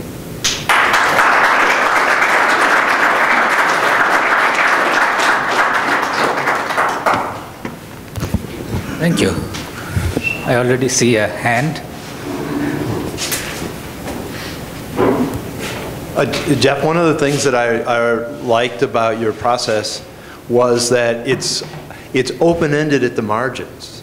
In other words, I could see a kind of a rolling process where one begins to take the investigation and extractions from one piece, and in this particular case, one could actually begin to move into the city or into the adjacent areas, and then and kind of take what you've done and then actually put it back into the initial process. Sort of, it's circular. At least that's how, and that by making it circular, one can actually move through the landscape and into the city. Is that possible, or is that an accurate reading? I think that's exactly what my research is beginning to try to do. That the tissues of connectivity between our landscapes, and more in particular in an urban landscape, to sort of tie these moments of slippages, right? So how can we move through our cities in a much more progressive, of course, but more connected way? And that's, some things I'm working on now that will be more about cities, not necessarily about landscapes, which is going to shift. We have a question here. Yeah, Jeff, you were talking early on about sort of these ephemeral systems that exist on the site or wherever you're conducting this. Do these, I saw later where you visited those images and where you actually visited the site, but I wonder, is the only way to discover these ephemeral systems is by sort of this looking at it from an image above, or do you come, is that the only way to reveal these and let these emerge? No, because originally the topic is that Lubbock isn't flat, right? So we can't look at an aerial and sort of consider a map as an aerial documentation being truthful to the place.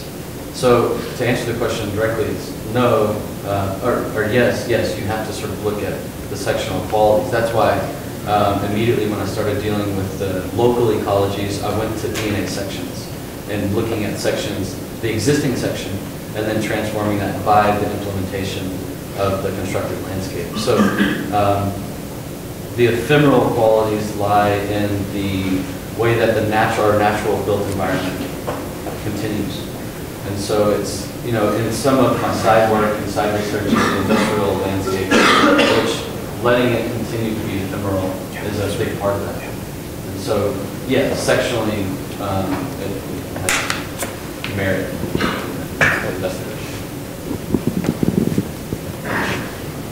Okay, this would be the last question for Jeff until we come back in the formal session. This is regarding your establishing these guidelines that you do you work different scales? So you have different scales, and also in case of the new research that you're doing in cities, taking on three-dimensional guidelines instead of only like a mapping. Right. Yeah. It's not.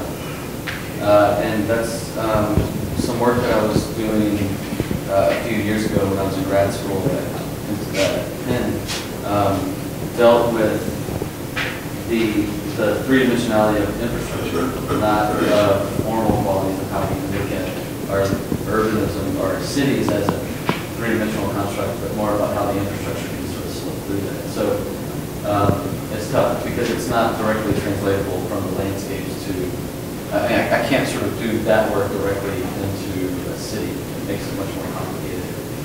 But infrastructurally, it could. Thank you. We will have time to ask more questions later. It's always a moment of tension when we change technologies, but it seems to be working. And the next speaker is Professor Bennett Neiman. Thank you.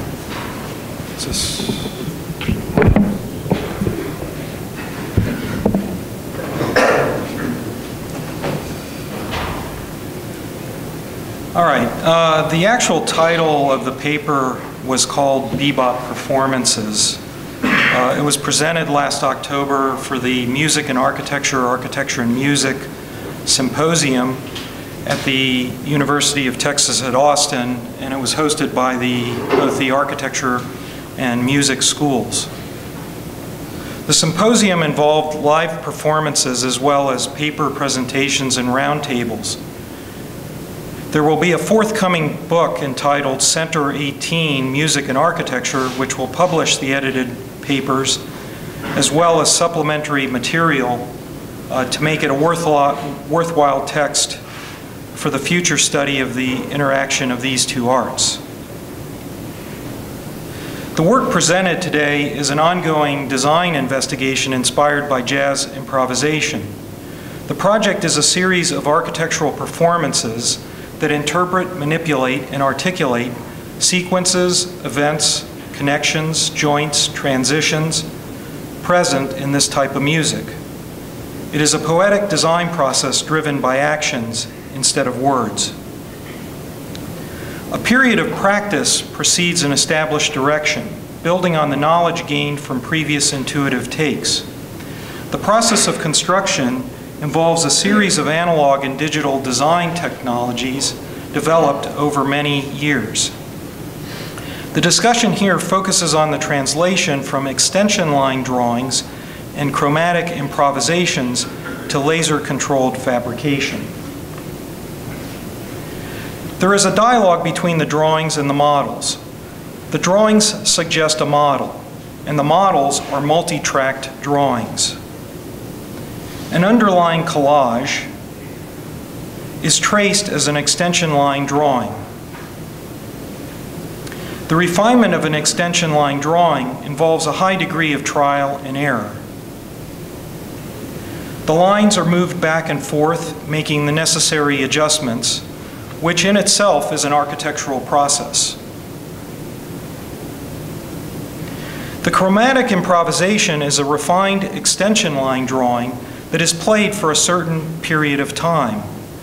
It is put away, and a new one is started from memory. The handmade foam core relief studies were quick improvisational responses to the drawings, each taking about 3 to 4 days to complete. At this early stage, it was determined that it was more effective to view and test physical models with the hands and eyes as opposed to virtual manipulation within the computer screen. The techniques used in the foam core models are analogous to a laser cutter process.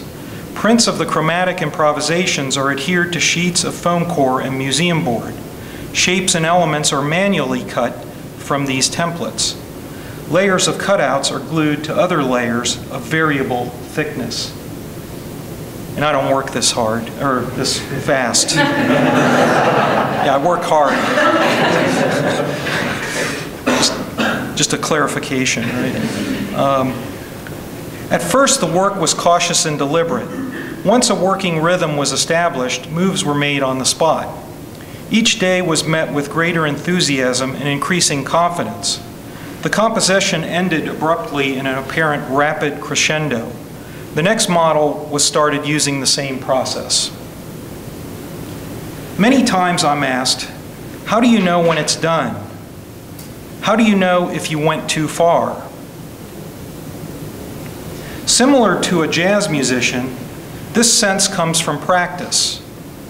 An improvisation, whether it is jazz or a design project, is created on the spot based on memory, knowledge of the discipline, on prior improvisations, mood, feeling, and creativity. These study models were shown to various colleagues. At some point, someone mentioned the possibility of using a laser cutter to make the models out of a more permanent and durable material, perhaps at a larger scale. In 2007, I received a grant to pay for a student assistant who was selected for my second-year studio. This student demonstrated abilities as a meticulous model builder who knew how to operate the laser cutter. We found that the handmade model gave us enough information to start the translation process. The first design suggested a smaller scale. It had two figurative structures that were bridged by a curvilinear piece. The second design suggested a collection of multiple structures that were more complex, with a finer scale of detail. Both designs had a background portion that served as the base for several figures suspended above. We worked on the first scheme for about 2 weeks, mostly on the base portion. Many logistical strategies were explored in handmade sectional diagrams. The student had control of the two-dimensional layering file.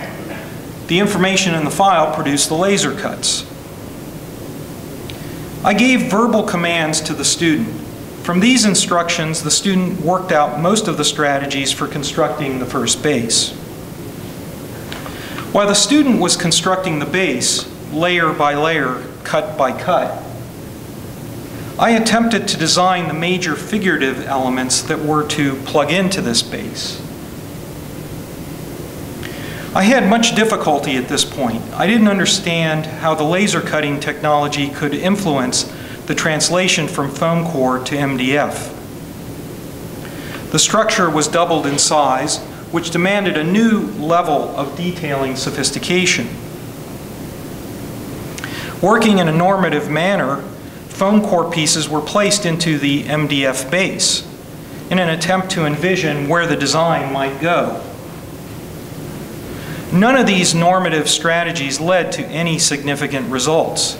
At this early stage, the project was in deep trouble.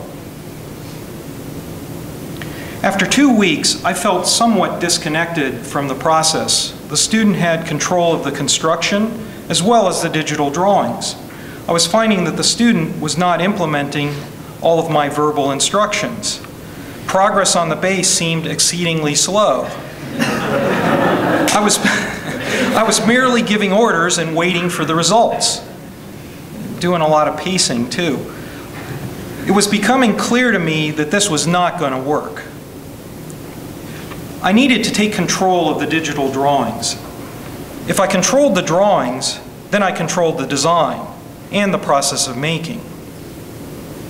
The student would only be in control of the laser cutter, assembly, painting, and sanding. Despite this realignment, there was still the issue of how to deal with those figurative elements.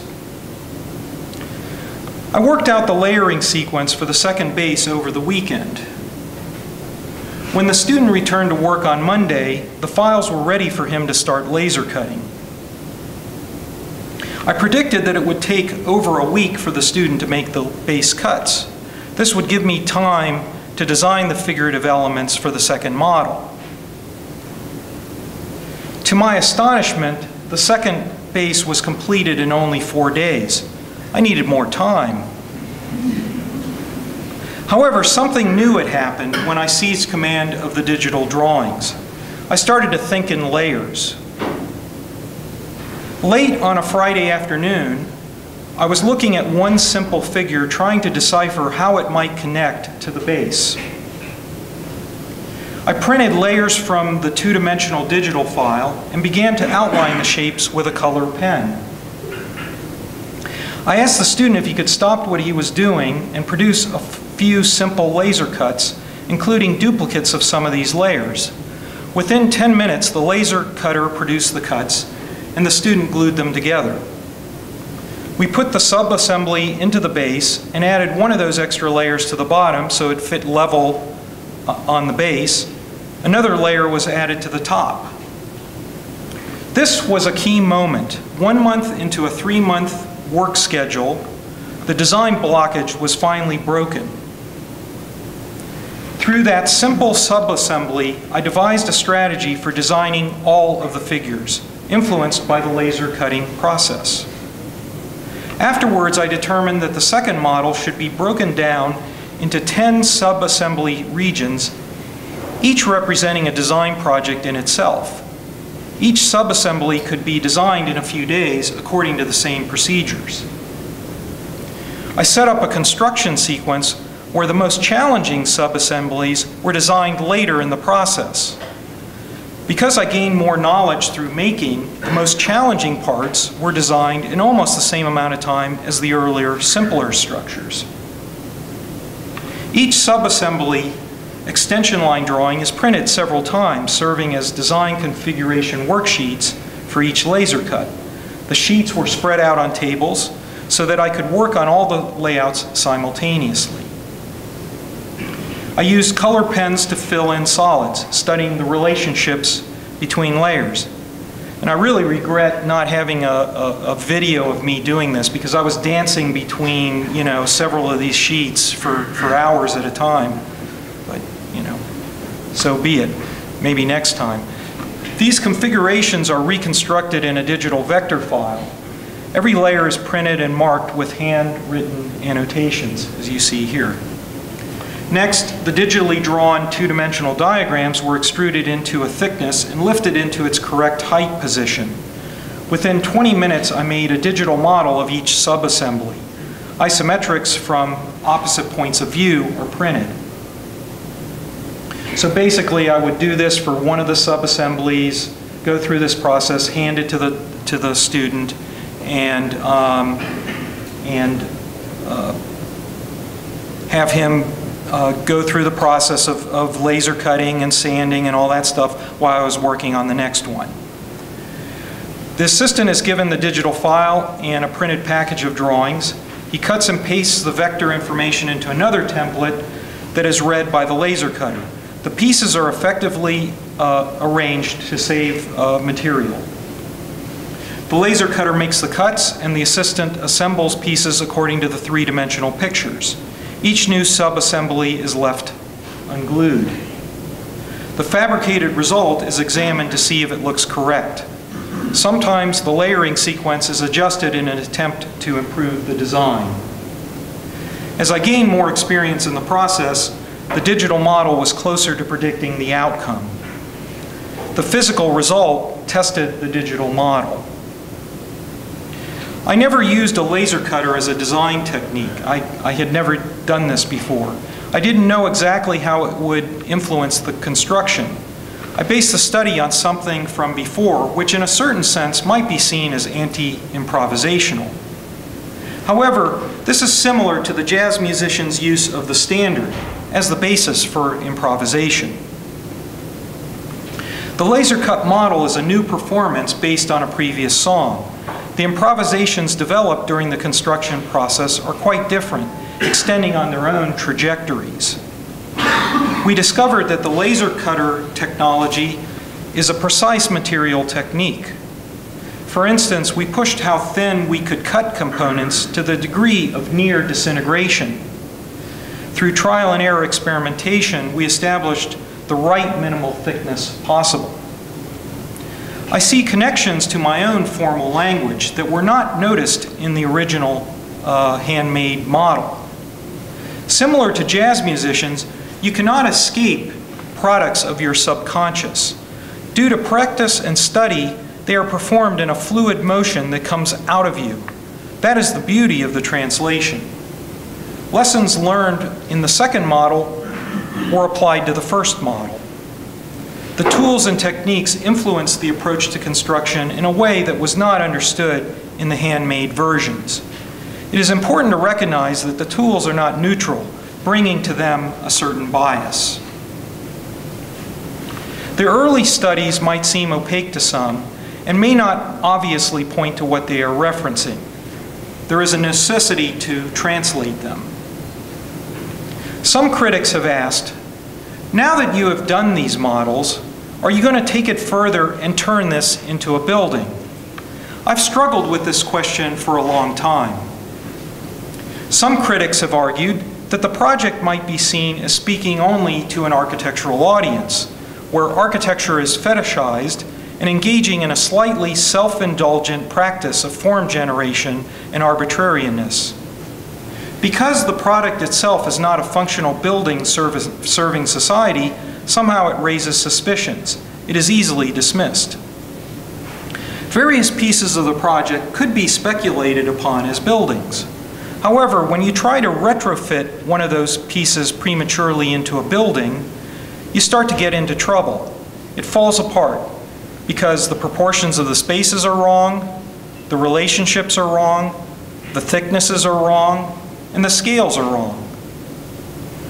The formalism argument suggests taking pre-existing self-quotations and rationalizing them into a building by stuffing program into the forms and then placing it on a site. I've made several attempts at this. Although provocative as an idea, ultimately it doesn't work very well because the strategy is too literal. Directly translating these studies into a building after the fact is demeaning to the project. This self-contained study stands for itself. These constructions are not buildings. Many of the significant ideas, techniques, and architectural design processes discovered during construction are translatable to building projects. They suggest application in combination with function, site, and all the other design determinants necessary in building design, but not in a literal way. The Bebop project is an evolutionary variation on a theme. Each step evolves, but not in the normal sense of evolution where the early stages are crude and it eventually emerges into an evolved or refined organism, such as a building project. Instead, each step of the evolution is highly refined in itself.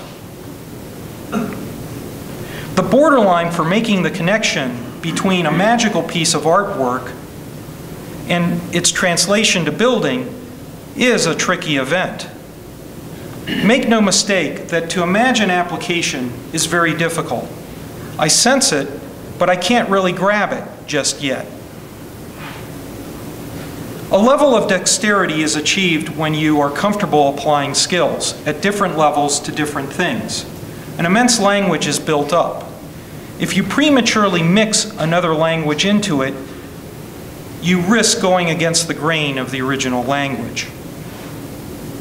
Ultimately, the correct approach is to reapply the techniques to a fresh project that involves site and program from the beginning.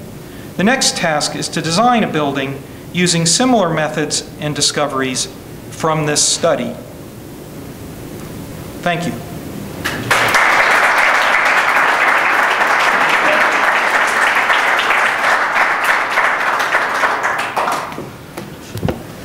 Thank you, Professor. There's one more thing. Just a little commercial here.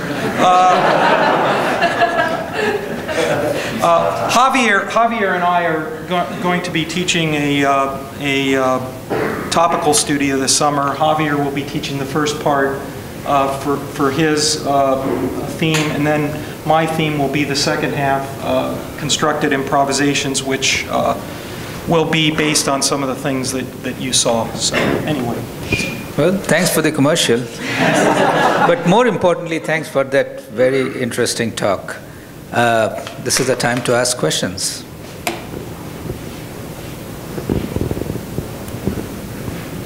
All right, this is a question for you and possibly also for Mr. Nesbitt. One of the discussions that we've been having in our class just among the students is that architecture, there's almost a need for architecture to be abstract, but none of it is arbitrary. It's all based on certain points, certain planes, different ideas. I was just wondering where, for you specifically, how you got jazz to become architecture. Where was that process? Well, in presenting this, you know, there's been other presentations that I've done that go further into that. That wasn't really so much the point of the presentation that I did in Austin. You know, I wanted to focus on the making of the model, and actually I cut out some of the background material for this talk just to condense it a little more. None of what I do with the jazz agenda is literal. It's more of an inspirational, metaphorical kind of source. In fact, I've said in the past when I've been asked this similar question that I don't even listen to music while I'm doing any of this stuff because I find it too too difficult to concentrate. So I might listen to music ahead of time and then go into the work session. So I can't quite multitask like the students can. You know.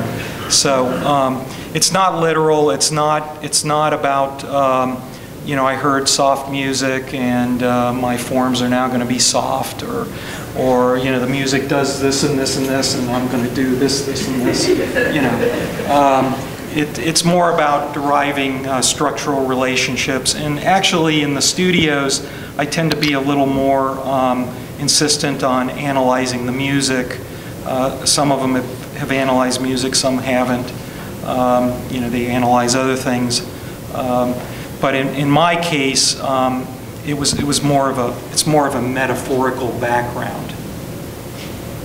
Okay. This would be the last question, but you will have a chance because we'll have a session after the next meeting. It's pretty encouraging to see how these non-architectural forms started to develop through a process of improvisation and an evolution happening throughout the formal construction. I'm wondering,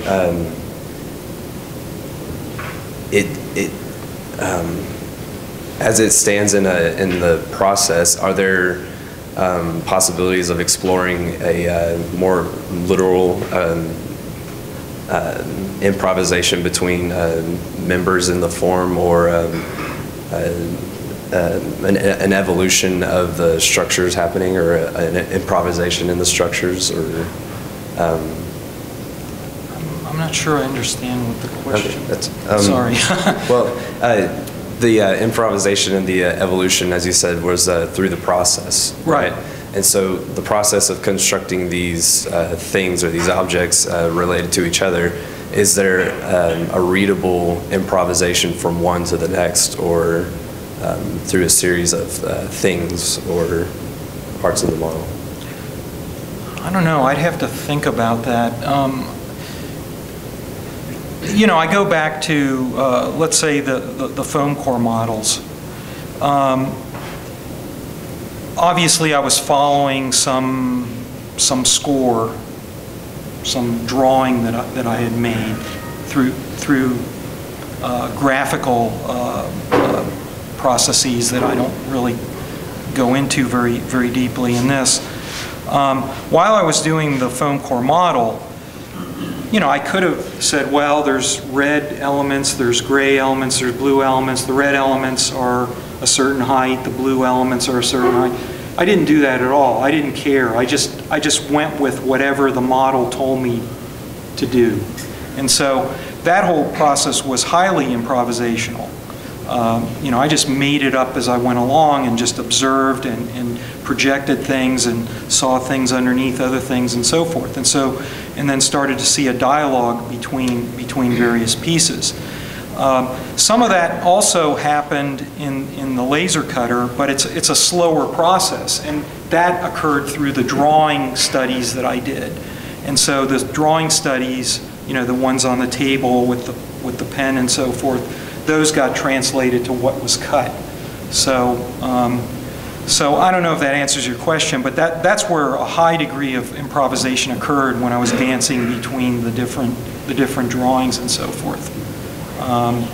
You know, once it's cut, then we also examined, well, should, you know, we plan to have, you know, 1, 2, 3, 4, 5, maybe 5 should be at 3 and 1 should be at 2. You know, we did a little of that as well. So that was another form of improvisation. So.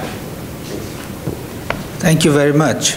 The next speaker is Professor Andrew Vernoy, and after his talk, the speakers in the second group will be here, and I know you have to respond to a question. So, Jeff, the question that was partly addressed to you, or if you choose not to, that's fine. But please hold your questions, and we will have another opportunity. Professor Vernoy. Well, first I want to thank Saeed for letting me go last, because that gives me the rest of the day.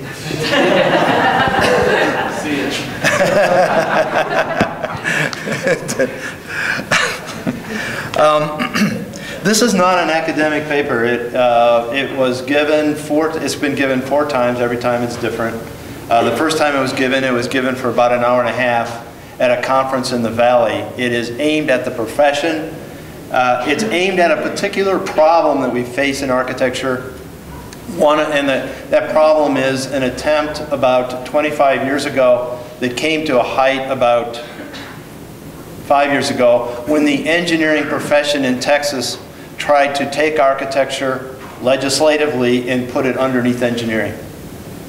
So I'm going to have a little test here. How many of you think that's a good idea? Raise your hand. Good, because if you had all raised your hands, I would have gone home. So there's an opportunity. Basically, is beauty a 4-letter word? Beauty is a 4-letter word. And how this came about is that all the conversations about what we do in architecture all seem to ignore the idea of beauty.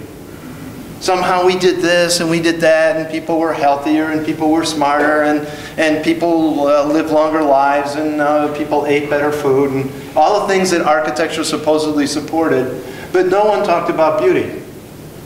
At Ghost 13 in Halifax this summer, Wani Paulusma got up and talked about the importance of beauty embedded in the individual relationships of architecture. And one member of the audience got up and said, you know, he's about my age, he said, you know, I went to architecture school for 6.5 years. No teacher ever mentioned beauty. So what are we ashamed of? Anyway, this is about that. Louis Barragan, when he accepted the Pritzker Prize, made this comment. He was talking about his guiding lights. Beauty is one of those lights. In fact, it's not just one, it's the first one. Beauty, the invincible difficulty that philosophers have in defining the meaning of this word, is unequivocal proof of its ineffable mystery. He goes on to say that human life deprived of beauty is not worthy of being called so. It's a pretty good challenge. When I think about beauty, I wonder, how do you define beauty? Is beauty a form of truth? Beauty is certainly an essential quality, but to what end? I was in Cholula, and that's how this conversation began for me 5 years ago, pondering the problems of architecture's relationship to our culture and why, for some reason, we couldn't seem to discount the thrust that the engineers were giving politically. And I realized this was a culture that lived in beauty, understood beauty, used beauty every day. And I wondered where we got off. How did we get off that? And I realized there are 5 myths, and I don't have time to talk about 2 of them, but there are 5 myths about beauty. One is, beauty is not a form of truth. The second one is, beauty is only aesthetic impact. The third one is, beauty is superficial. The fourth one is, beauty is only skin deep, things we hear all the time. The fifth one is, beauty is relative. That is, beauty is in the eye of the beholder. These are 5 lies about beauty. They're all embedded somehow in the Hegelian process of the 20th century. Okay. So, what about gender beauty? It's useful, don't you think? I'm just checking to see if you're listening. Okay. Certainly, this girl's happy. What if we say that every culture has its beauty? What if we were to say that to define a beauty in culture is actually a fundamental part of any culture's welfare? To which you might say, well, wait a second, I've got problems with the government in being involved in my life. Just to see if you're up to date. But the problem is actually that welfare comes from Middle English, meaning weal, meaning well-being, prosperity, or happiness. I mean, certainly this girl's happy. She ought to be. She's graduating. You'll all be happy. too at one point, most of you. It turns out that even if we could agree that beauty is important, we find it's difficult to discuss in our current culture.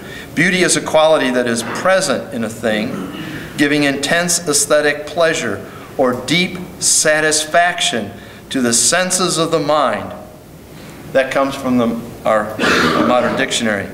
But there's a problem there.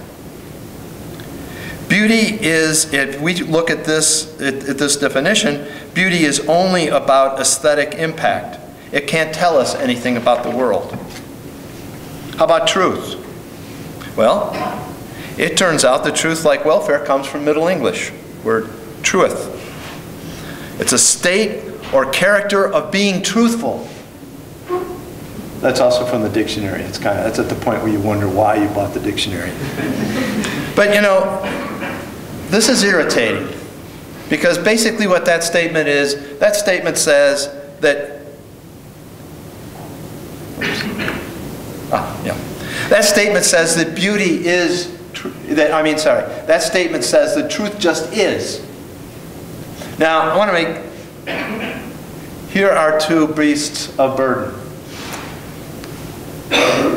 Just for those of you who are challenged and don't have young kids in your house, the one on the left is a horse. The one on the right is a camel. Now I want to do a little survey here. And by the way, when I first presented this, we had jokes and we had balloons. I'm sorry, you're only going to get the survey. How many of you think the horse is the most beautiful? Raise your hand. You guys are too timid. Almost everybody says the horse is most beautiful. Okay, how about the camel? How many says the camel's most beautiful? I knew Jeff would. Okay. And Lahib, I got Lahib. Okay. Now the usual one, of course, overwhelmingly the horse is the most beautiful. But I'd like to point out something. Let's think about the camel for a second. The camel has eyelashes, long eyelashes to keep dust out, to walk on soil, which is not actually very stable, so big, sort of ungainly feet. The camel has to, theoretically, I guess, carries a lot of water with it, so like most of you on a bike trip, there's a big bag of water on its back. Now when you understand all that and you kind of look at it and you look, doesn't the camel look a little better? You understand how it... So in some ways, if we see the truth in the camel, we begin to see, you know, the camel's not so ugly after all. And it's not that the horse gets any less beautiful. It's that, you know, we begin to understand the camel. My point is this, that truth and beauty are the same thing. The dialogue that moves between truth and beauty is a dialogue that we have. It's an epistemological thing. You know, looking at, for example, let's see, Saif up here, with Ben and what else was Brian, yeah. That was an epistemology. That's what I was trying to say earlier, because it's interesting to see that. Okay, I better move on.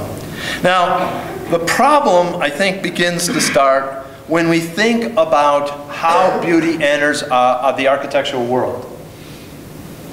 Most of the time, and I brought up this. This is the old. Okay, here it is. This isn't too old. This is December 2011. Everybody, probably you all know this. Most of the time, there are 20 very interesting projects in here. Almost all of them are about what I call eidetic beauty. Eidetic beauty is how something that is tangible, like a building, expresses an idea which is not tangible. In this case, St. Mark's, for example. The concretization of the ritual of the cross in St. Mark's in its plan, as celebrated in its form by its vaults, is a kind of eidetic beauty. Now, is there an opposite to this? Well, yeah, there is, and that's called quotidian beauty, and that's a point I'd like to make today. If there's one thing I'd like to say, and actually there's only one thing, is that We focus an awful lot on the eidetic beauty and not enough on the quotidian beauty. The quotidian meaning daily. But let's take a minute to look at eidetic beauty. We look at the Parthenon. The Parthenon is a temple dedicated to the goddess Athena, the goddess of war and wisdom. It sits on the Acropolis, overlooking the city of Athens and its ancient agora. The Parthenon is the celebrated terminus of the Panathenaic way. It concretizes civic space in Greece 800 BC. The Parthenon is an example of eidetic architectural beauty. It represents the height of wisdom and culture in Periclean Greece. It is essentially sculptural. Ictinus and Callicrates carefully crafted every aspect of this temple to make the eidetic expression of the building as perfect as possible. The device of entasis, as you all know, is such a strategy. In this case, beauty is a cultural, intellectual expression. It is a type of understanding. And in this way, it is an indisputable truth. Okay. But I'd like to actually think about beauty in a slightly different way. I'd like to think about it as quotidian, which is the ability to suggest modest aspirations. Rather than beauty with a big B, I think we have yet another kind of responsibility. And I like to think of that as modest aspirations. When I look at this issue and the 20 projects that are in here, with the exception of Marlon Blackwell's project, almost all of these were selected because they deal with beauty with a capital B. Somehow they are trying to express the way in which beauty is operative in our world as an image. They are image-based buildings.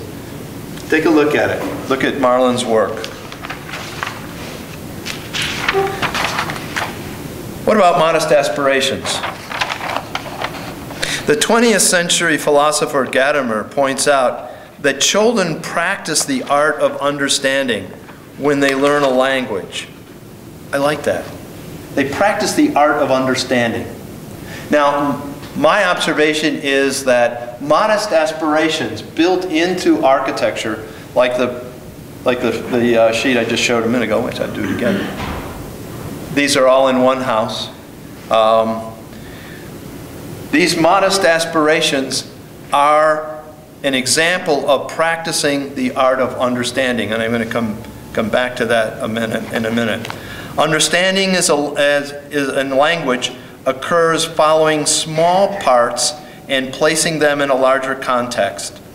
Small parts, that is, small truths, small modest aspirations in children are the kinds of strategies that children use to play.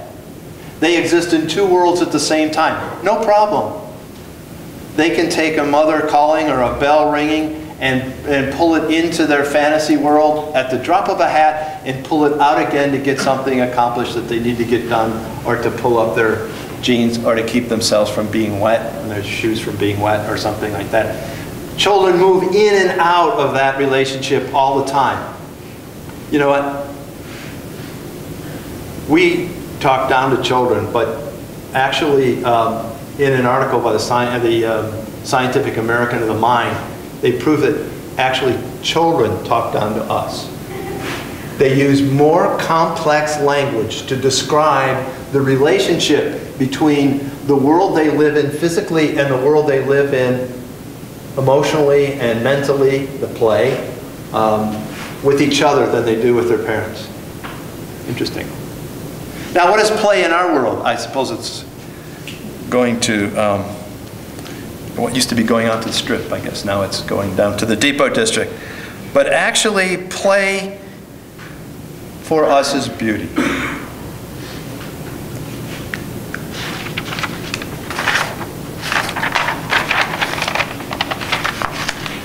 think about the relationship, whoops, one step ahead, sorry. Whoops. Oh, okay. Gadamer emphasized the dialogical nature of philosophy and human existence. He talked about the importance of understanding as it relates to language.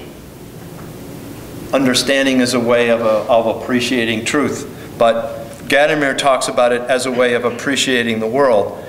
He posits that it connects human existence to the strategies that we use to understand human existence. And that's what he calls beauty. That in beauty, we experience beauty through a perception of surfaces that form an understanding of our world. Now, I would argue that architecture is an essentially haptic art. It's subliminally conditioned by a confluence of textures that we acquire before we become lingual.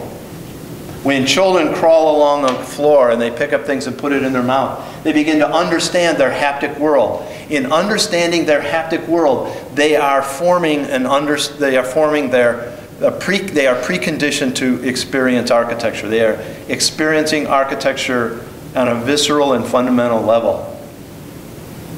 At the point where they start to talk, they stop putting things in their mouth. That's at the point that they begin to form the notion of truth.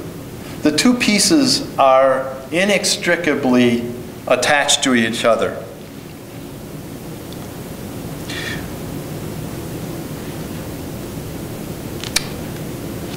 Dilthey, a 19th century German hermeneutic philosopher, points out that there is a difference between explanation and understanding.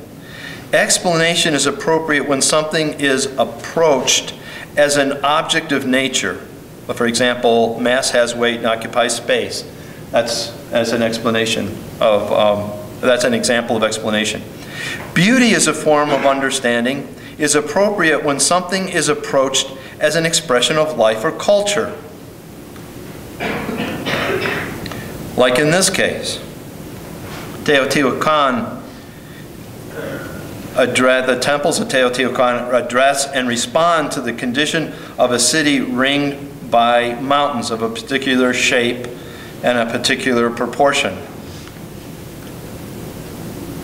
The beauty, a work of art, Gadamer comes back to say, when we talk about the beauty of a work of art, the beauty of a work of art does not so much express a particular artist as it expresses a social and historical reality.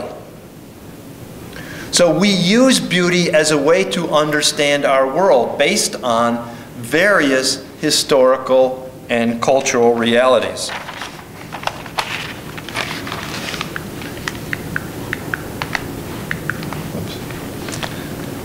You know this is a movie set for Indiana Jones and the Last Crusade. For Heidegger, understanding is an ontological experience. It's an integral part of being human. Martin Buber describes the fleeting perception of our ontological condition as an I-thou. In Buddhism, it's satori, the sudden enlightenment. In modern 20th century, in modern 21st century, it's late night television. It's called humor. Humor is another form of beauty. The pun, for example, is a way of understanding two words and two worlds and two sets of expectation at the same time. And we find it funny or nauseating, depending upon how many times you hear it. Most humor is unexpected fulfillment. We get to the end of the joke, and the end is unexpected, but it fulfills the joke. That's what beauty does. Beauty is an unexpected fulfillment in the world. I'm arguing for architecture's ability to make our life a little more meaningful each day. Its modest aspirations. To the remark, "An ugly building never killed anyone," I respond, "Ugly buildings kill us a little bit every day." Gadamer emphasized that the practice of understanding and the practice of understanding in the sense of beauty and theoretical reflection on that practice are inseparable. You see something beautiful, you don't forget it. It reoccurs.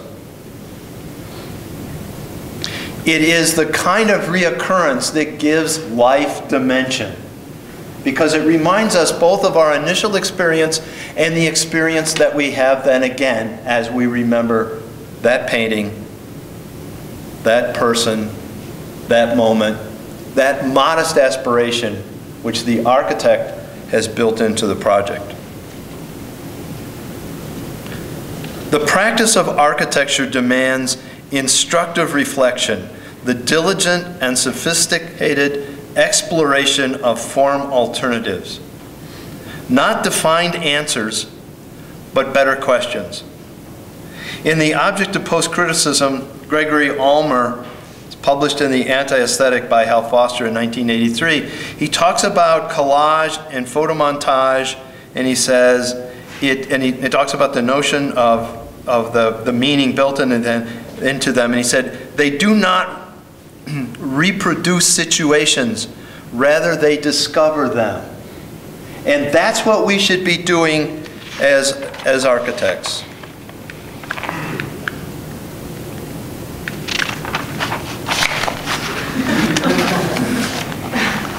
My kids love this line. It's for those of you. This is a halo. For those of you who have an Xbox 360. If aesthetic experience is the only value of art, heaven help us. The inability to understand our existence beyond mere feeling is the road to alienation and despair. It's a quote from an artist, an Austrian artist, Hundertwasser, who says, to a centenarian who is about to plant a tree, which will need a long time to grow, you say, but the tree will need 100 years to grow. His answer, then we have no time to lose. So I entreat all of you then to go out and make modest aspirations in your projects. Not just the big beauty that we talk about all the time, not just the big beauty that we see in the beauty parade, but to create buildings that have modest aspirations, buildings which have little beauties in them, not big beauties. Thank you.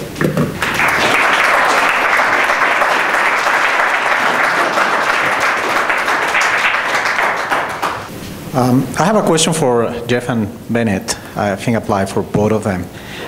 In terms of decision making, I think that what is really important in both processes that were shown to us is that moment of decision making. I mean, when to make that move, and I believe that that's critical, and it needs a certain level of sophistication on the creator in order to do that. No, so.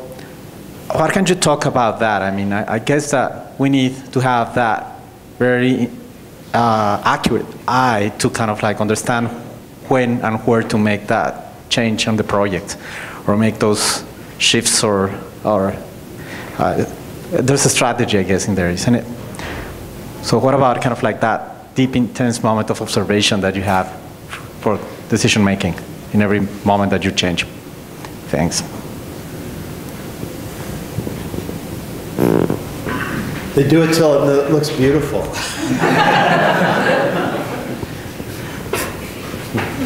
It's terrible. I don't really know. That's a tricky one. It's internal. Do the students get the point? Do they get it? They need certain training. No, they don't. The way of viewing things in order to get into that level of sophistication. It's being sensitive to the internal logic of the system. That sounds like a fancy way to excuse the question, but I really believe it. But at the end, you make the decisions. I don't know. I would say it comes once again through practice and doing. That if you've done it a lot, if you've gone through, if you've made mistakes, if you've tested different decisions, I think over time you start to know what the better decision is. I think in both the works with Professor Neiman and myself, there's a strength of sophisticated intuition. Sophisticated intuition. There's a bug. Can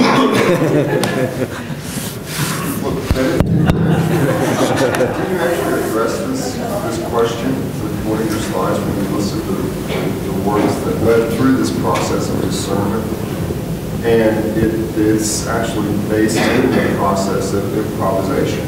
And that's based on, that process of improvisation is based on first having a certain ability within the process, and then being sensitive to the various variations on a process. And then in the end, it's really about discernment and judgment that you draw out. So somebody in the first session said, well, it was Ben, I think, who was emphasizing process over product. And I think that's an important distinction to make, that that this isn't simply up to some inborn creativity, that you can actually go back and there are ways to evaluate a process, so that this isn't an unknown and you just wait for inspiration, but it is a process through which you discover what and refine what your original inspiration is. I'm very wary of the notion that architecture is simply an intuitive process. When it becomes that, we basically can't talk about it, because then it's a subjective process. And I think that's inherent in the question that you were asking, and that's why it's a good question, is that we have to continually justify our moves with reason. Well, can I say something?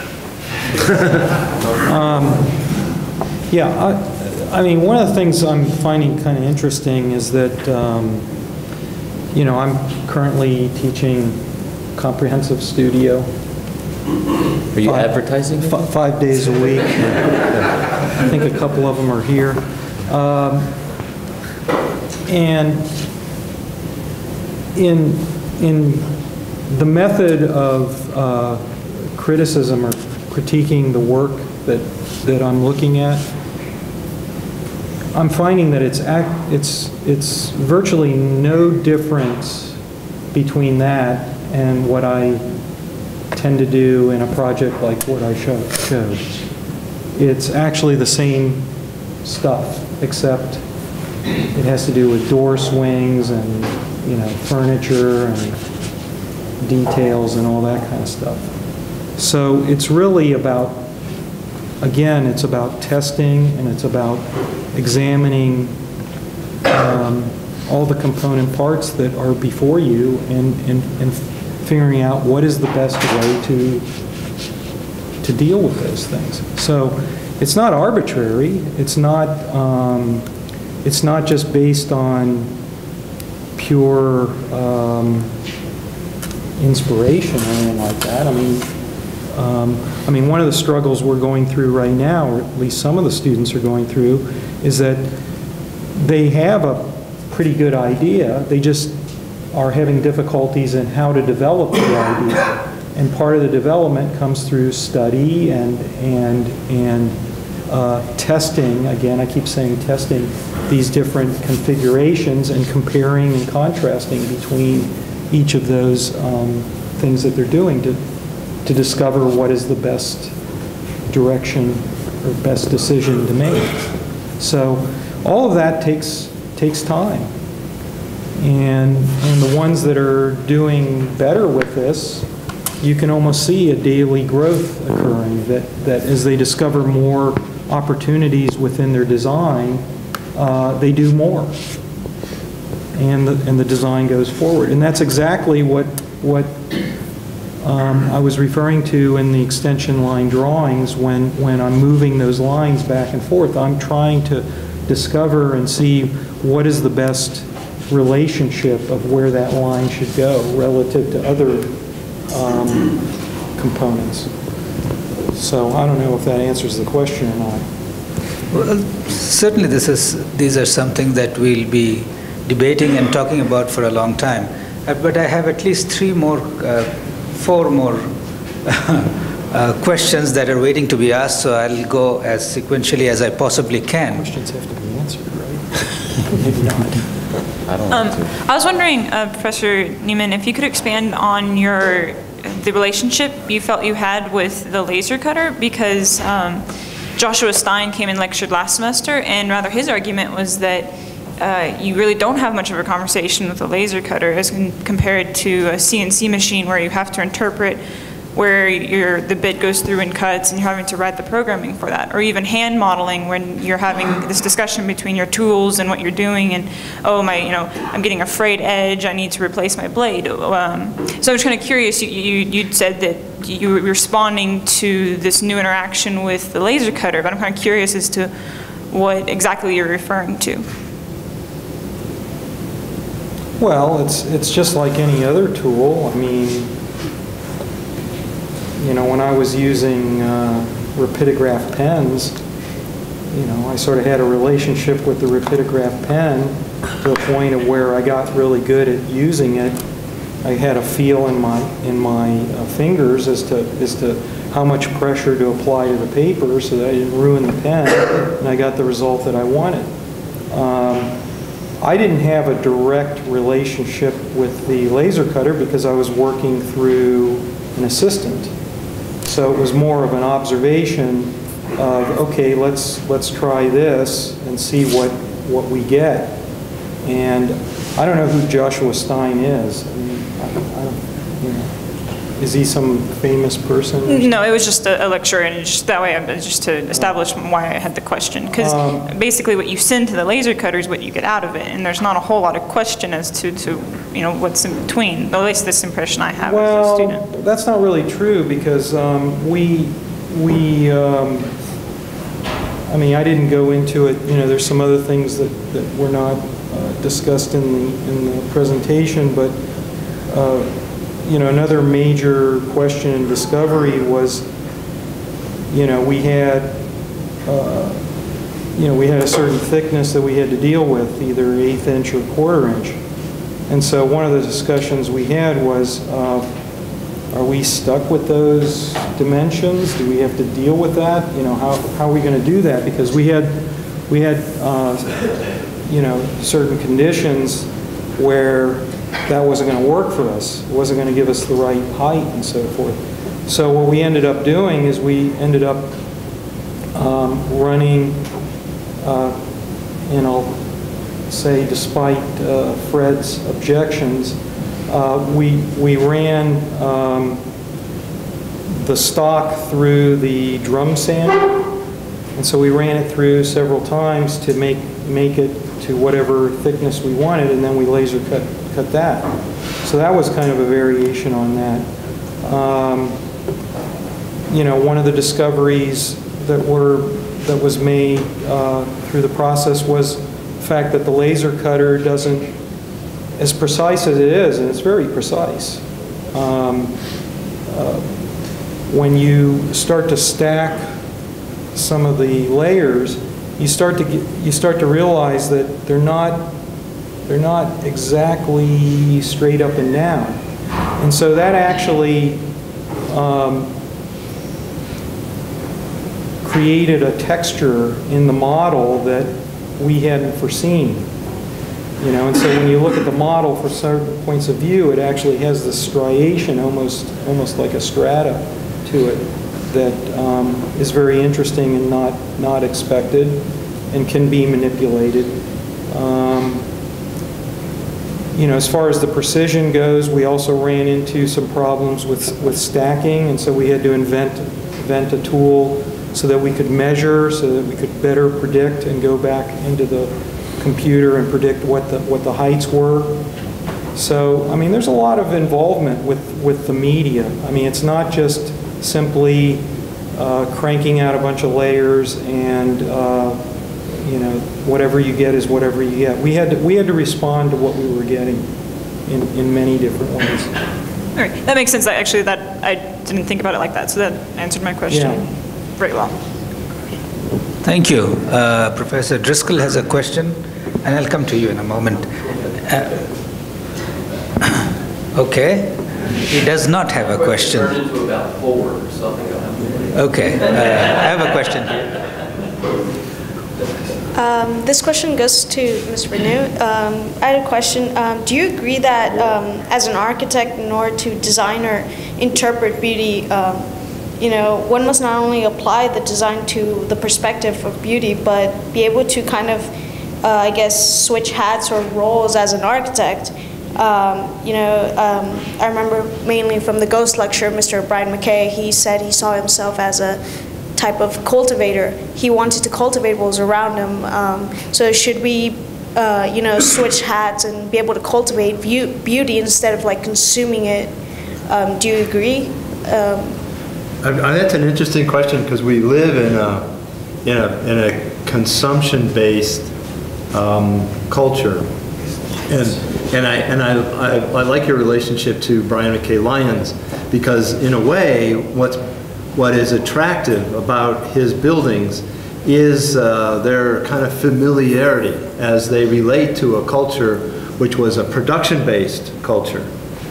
One of the problems that I think we face in the 21st century and 20th century actually is that because we live in a consumer-based culture, we are constantly asked to come up with consumer-based performances, which I think undermine the strategy of finding beauty. And I think both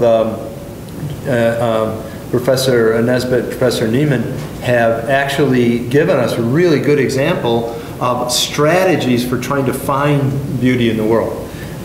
The interesting thing to me when I was sitting in Cholula is that there was a culture that, in comparison to the consumer-based culture, that was a culture that seemed to understand how to find beauty in every day, in everything that they did. And it was a little intimidating, actually, to think about that. One of the things that, one of the other magazines I have in here is a quote from Aaron Betsky, where he talks about, it's about evidence-based design. Sorry, Saif. But it's about evidence-based design. He said, well, you know what? That's not enough. You have to have, these are not his words, but it's in this direction. You have to have beauty, which is more. And Ned Kramer, who is the editor for Architect magazine, takes issue with Aaron Betsky and says, you know what? If architects keep focusing on this more thing, nobody's going to want them. Because they're not making performances that we can consume. And my feeling is Ned Kramer is dead wrong, and Aaron Betsky's only partially wrong. Ned Kramer is dead wrong because, you know what? People use architects because we can create beauty, not necessarily because we create performances which are saleable. It's not, they don't pick us because they want to, they know that the house that we've designed for them or the office building that we designed for them will sell for more.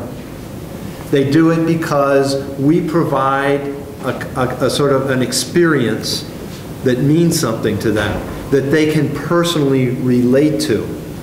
And well, and I would say Aaron Betsky is on the right track, but he's wrong because he says it's added. It's not added. It's part of the truth. And in some ways, I think that what Professor Neiman and what Professor Nesbitt have done is they've shown us that it's really an exploration process. And that exploration process is, I mean, I suppose, maybe Bennett, were you trying to make sure that this model was lighter than that one, maybe? A little bit more efficient use of material? Is that what the distinction is between one model and another? I'm being facetious. Well, that was actually another late, it was like too late.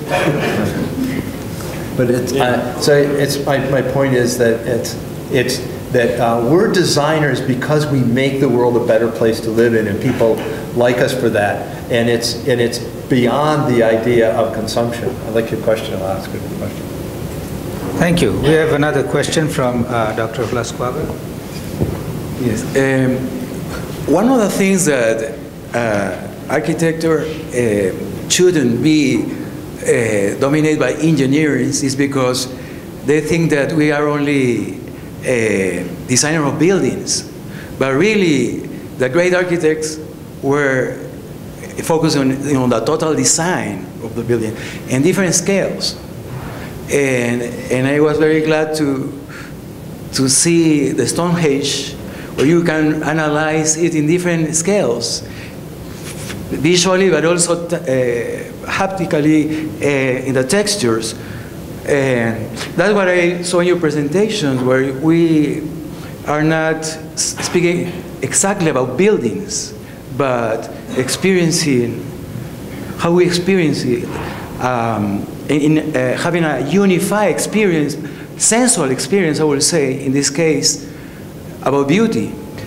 So my question would be specifically, how do you think that it's important to work in different scales when we design? Not only like a scale, like a building scale, but that human scale.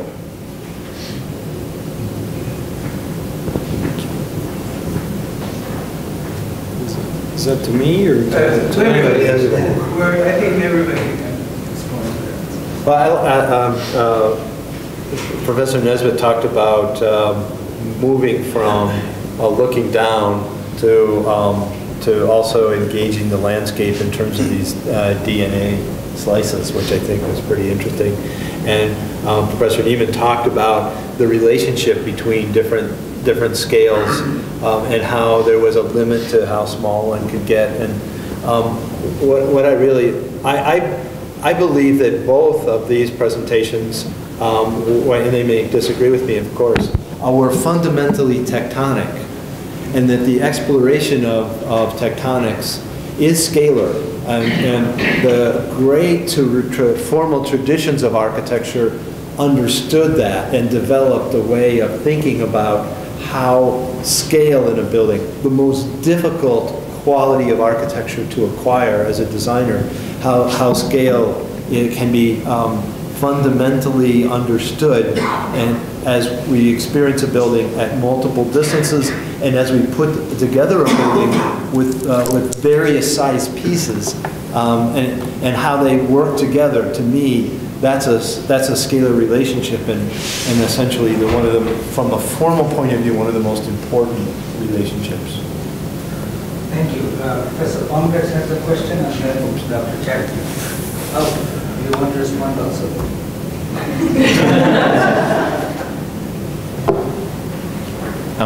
First of all, I want to say that I really enjoyed both of your presentations, maybe because we saw two designers that are involved in a kind of a very intriguing design process. And I see somehow maybe the difference. On the one hand, we have a designer that his process is very strong in development. So it needs maybe some kind of coordination, which I want to refer maybe in a second. While on the other hand, we see a designer that has, I would say, a process developed and is at a certain stage where one, and the title of the lecture said that kind of beyond bebop, where do we go now, right? So we have a process now, what is the next step? So for Jeff, I would say, for me it was very interesting that you have actually 4 different fields of process somehow. One was internal data, and it was not really clear about when the internal data starts to actually inform your process. The other one was painting, and one was augmented pressures, and then, if I refer well, constructed landscapes. So what came to my mind then is an article by Guattari in a Thousand Landscapes. And I think, if I remember well, the article was one or several wolves. And it seems to me somehow it's the question one could, through this article, maybe explore the reference to the machinic in the design process. So do we have one wolf or several wolves, so to say, that actually play out against each other, or which one is the stronger actually moment of generating the design? If we go beyond bebop, it goes back maybe to a similar question. I have a process already at a fairly good stage of development, and then comes up the ever asked or repeated question, when do I stop my process? It's a machinic process. It is the unconscious that is somehow developed into a design process, and it has actually a very machinic characteristic. And there's also an article very interesting that refers maybe to that by Sanford Quinter. It's called The Hammer and the Song. So where is the machinic part, which of course refers to the hammer, and the song is the poetic? How do these two things actually play out? When do I stop my process? I know we cannot answer the question probably right now, but when do I freeze actually the right moment? Where is this intuition, improvisation, actually a process that is very rigorous, but then has to stop at one point and cannot continue indefinitely? So it is this problem actually, once we have a developed design process, where do I actually move from there? Where is this new development? Thank you. I guess it's Professor Bennett and Jeff Nesbitt. Well, I don't know how to answer that. I've got to think a little bit. Okay. I think we can also call it I mean, what's the question? Yeah, in a certain sense, we could term it also an eidetic variation. An eidetic variation in the design process. So the question is, where does actually the beauty really appear? Where do I have to freeze my process? Why don't we research and find out how to stop our design process? It's probably very similar to what Javier asked before. Yeah, it's kind of the same question. I don't know. I might argue that the process never stops. You know, that there's moments when you know, I think I addressed that in the lecture, that in the presentation, that what is that?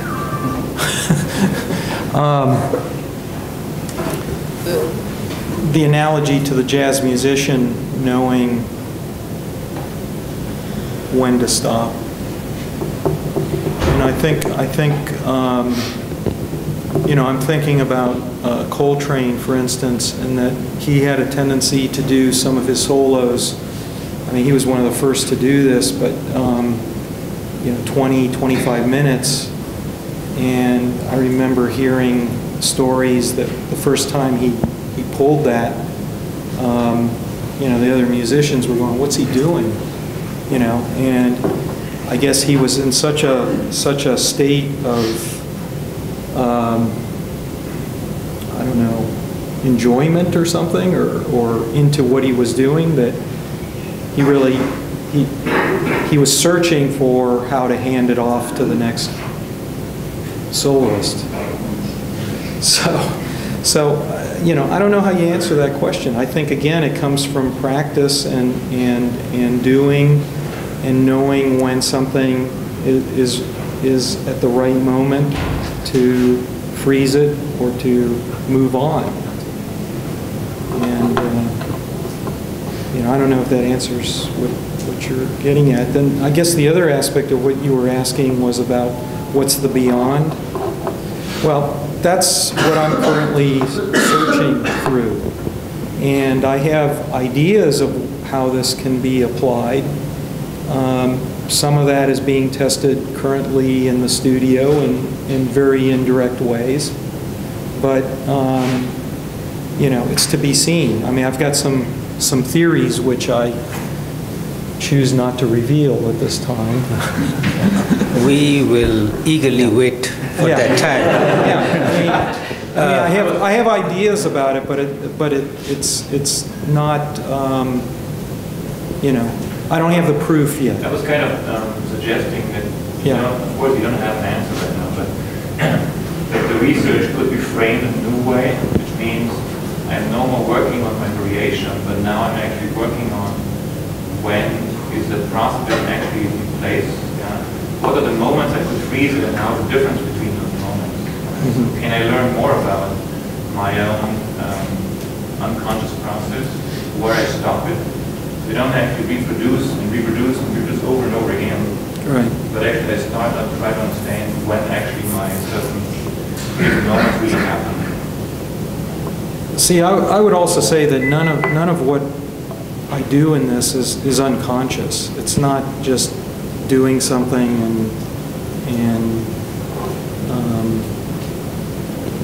you know, not being conscious of what I'm doing. I'm very conscious of the decisions that are made. You know, it's. Thank you. I think we have another question here. Oh, okay. I don't get to answer it. This is for Dr. Bondi, and you know, I'm not an architecture, I'm sort of evolutionary biologist, so. And thank you for your beautiful talk, you know, and you have shown some of the architecture, you know, through time. The dilemma we face today, for example, you know, creation is the architect. You know, they represent the contemporary culture, no doubt. Side by side, they leave a question, unanswered questions for the future generations. Figure it out, you know. How did we do it? Look at Stonehenge, you know, look at Taj Mahal, you know, all these things, as if even, you know, we have learned so many things, we still do not know how did they do it. Now the question is, the dilemma we face, you know, now the beauty is coming, and we know this 20th century is a consumer society. So how to create beauty, you know, because it should reflect the contemporary culture. You know, we cannot go back in, say, 15th century. So this culture, if we want to reflect, you know, this is our culture, is a consumer society.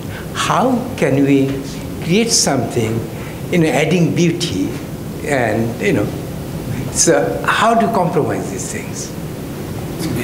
That's a good question. Beauty for consumption. Yeah, there we go. We sell it. You know, I think it actually does go back to the processes that my colleagues have talked about. And it's a discipline. I mean, for architecture, it's a discipline. I think it's a discipline in music. I think it's a discipline in painting. And it's actually through the discipline that we ask questions. The thing that worries me a little bit about contemporary architecture right now is it's so object-oriented.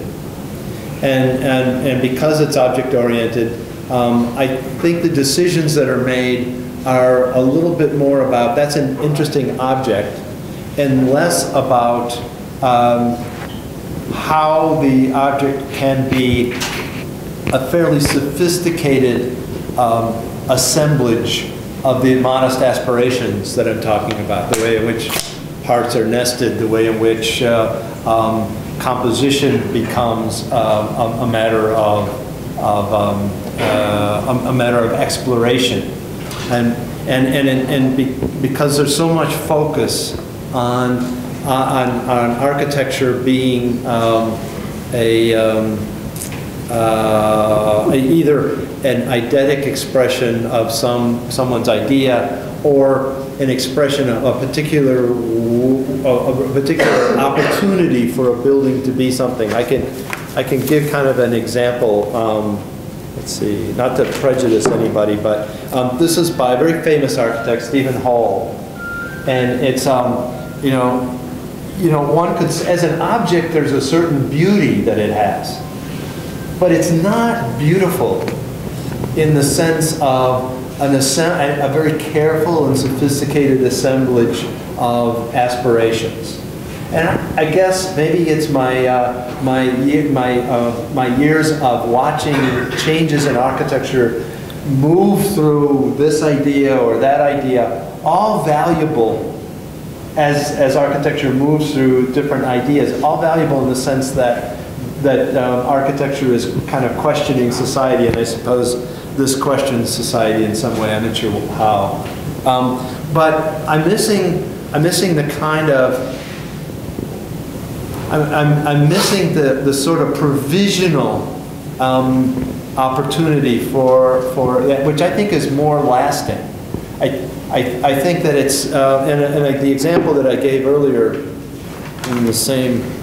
It's hard to see it because the photo. I happen to know this building a little bit more, but this is a little pavilion done by Marlon Blackwell, who's the dean of architecture at Arkansas, and it's really quite a beautiful structure. It's not meant to really be at all an object.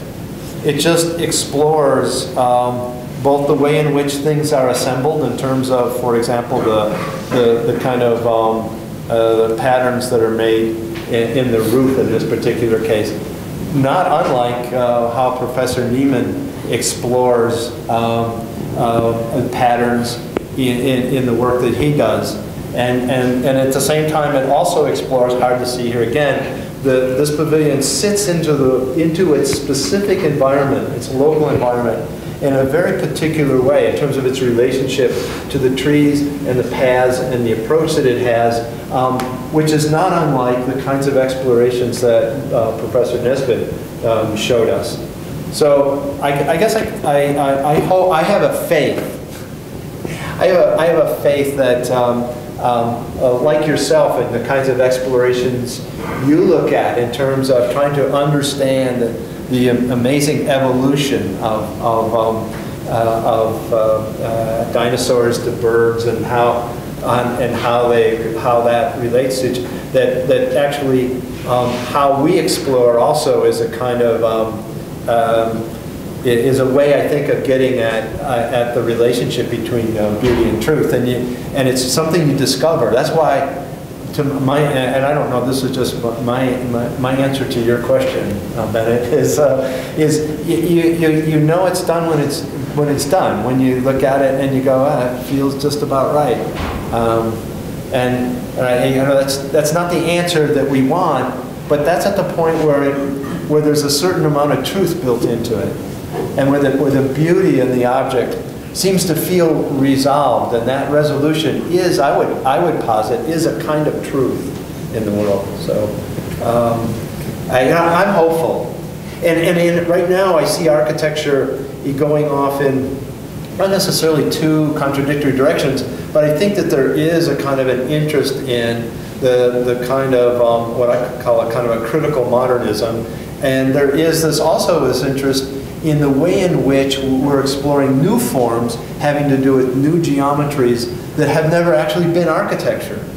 And so we're uncovering the way those new forms are becoming architecture because we can explore them now, which we couldn't before the computer. And the other thing is that actually, and now we can make them because the computer is also complicit in the fabrication process.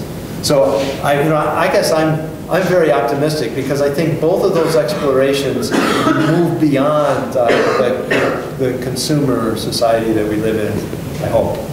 Thank you. Jeff, would you care to respond to Professor Pongrance's question? It's been pointed out that... Uncomfortable. No, I don't really understand. I understand the comment, but I don't really maybe understand the question, so I'll try to answer it. I think my papers may be false, that it's not four phases explicitly independent of each other.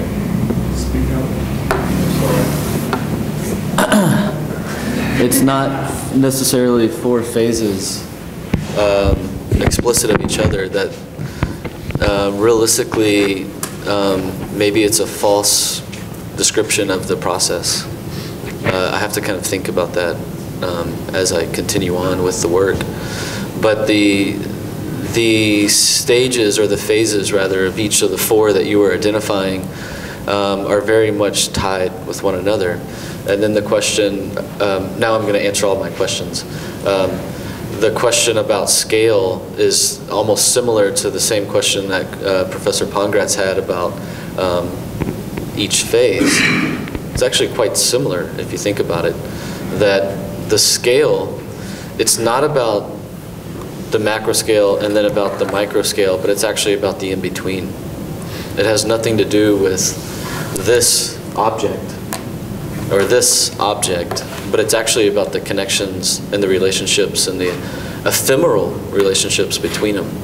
Now, so the question is, how can, or my sort of question, I guess, internally would be, how can we create fields, right? Built environments as fields that provide elasticity between them. And part of my research that I wish I could do more of, but I don't have time, is the industrial landscapes work. And I think that has a similar parallel to the idea about ephemeral, being ephemeral and then flexible, elastic kind of constructions of our world. And so, in a way, the scale is super important. I'm going to advertise. There's an urban symposium in a month, March 24th. Everybody should come. But the reason why I'm bringing it up is not because I'm biased to the event, but because the way I'm thinking now about urbanism is in the exact same approach, about the relationships between intensities, not the intensities themselves. So hopefully that answers both simultaneously. Thank you. Any other questions? We are at the end of our appointed time. I think we have 1 more minute to go. So, oh, there it is, the symposium that Jeff was talking about. Please come to that. But coming back to this session, it was about bringing home all the things that our faculty goes out and presents elsewhere. And I really think this is important for us not only to know, but also to begin discussions and see one another in slightly different ways that we didn't know that person had. This is, as I said, to me it's very, very important, and that's one of the reasons we tried to put it together. There'll be, I know we haven't included everyone.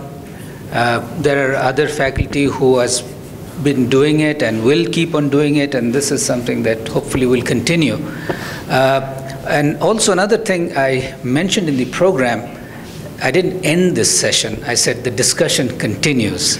So please continue the discussion, if not in this room, but anywhere and everywhere that we happen to come together, and we can talk about where we can begin where we left off and keep on this conversation. This, I think, is very important for any educational institution. And I'd actually just like to thank everybody for coming. I know it's Saturday morning and it's early, but it's really nice to be here so that we have this conversation. Otherwise, we wouldn't have it. So.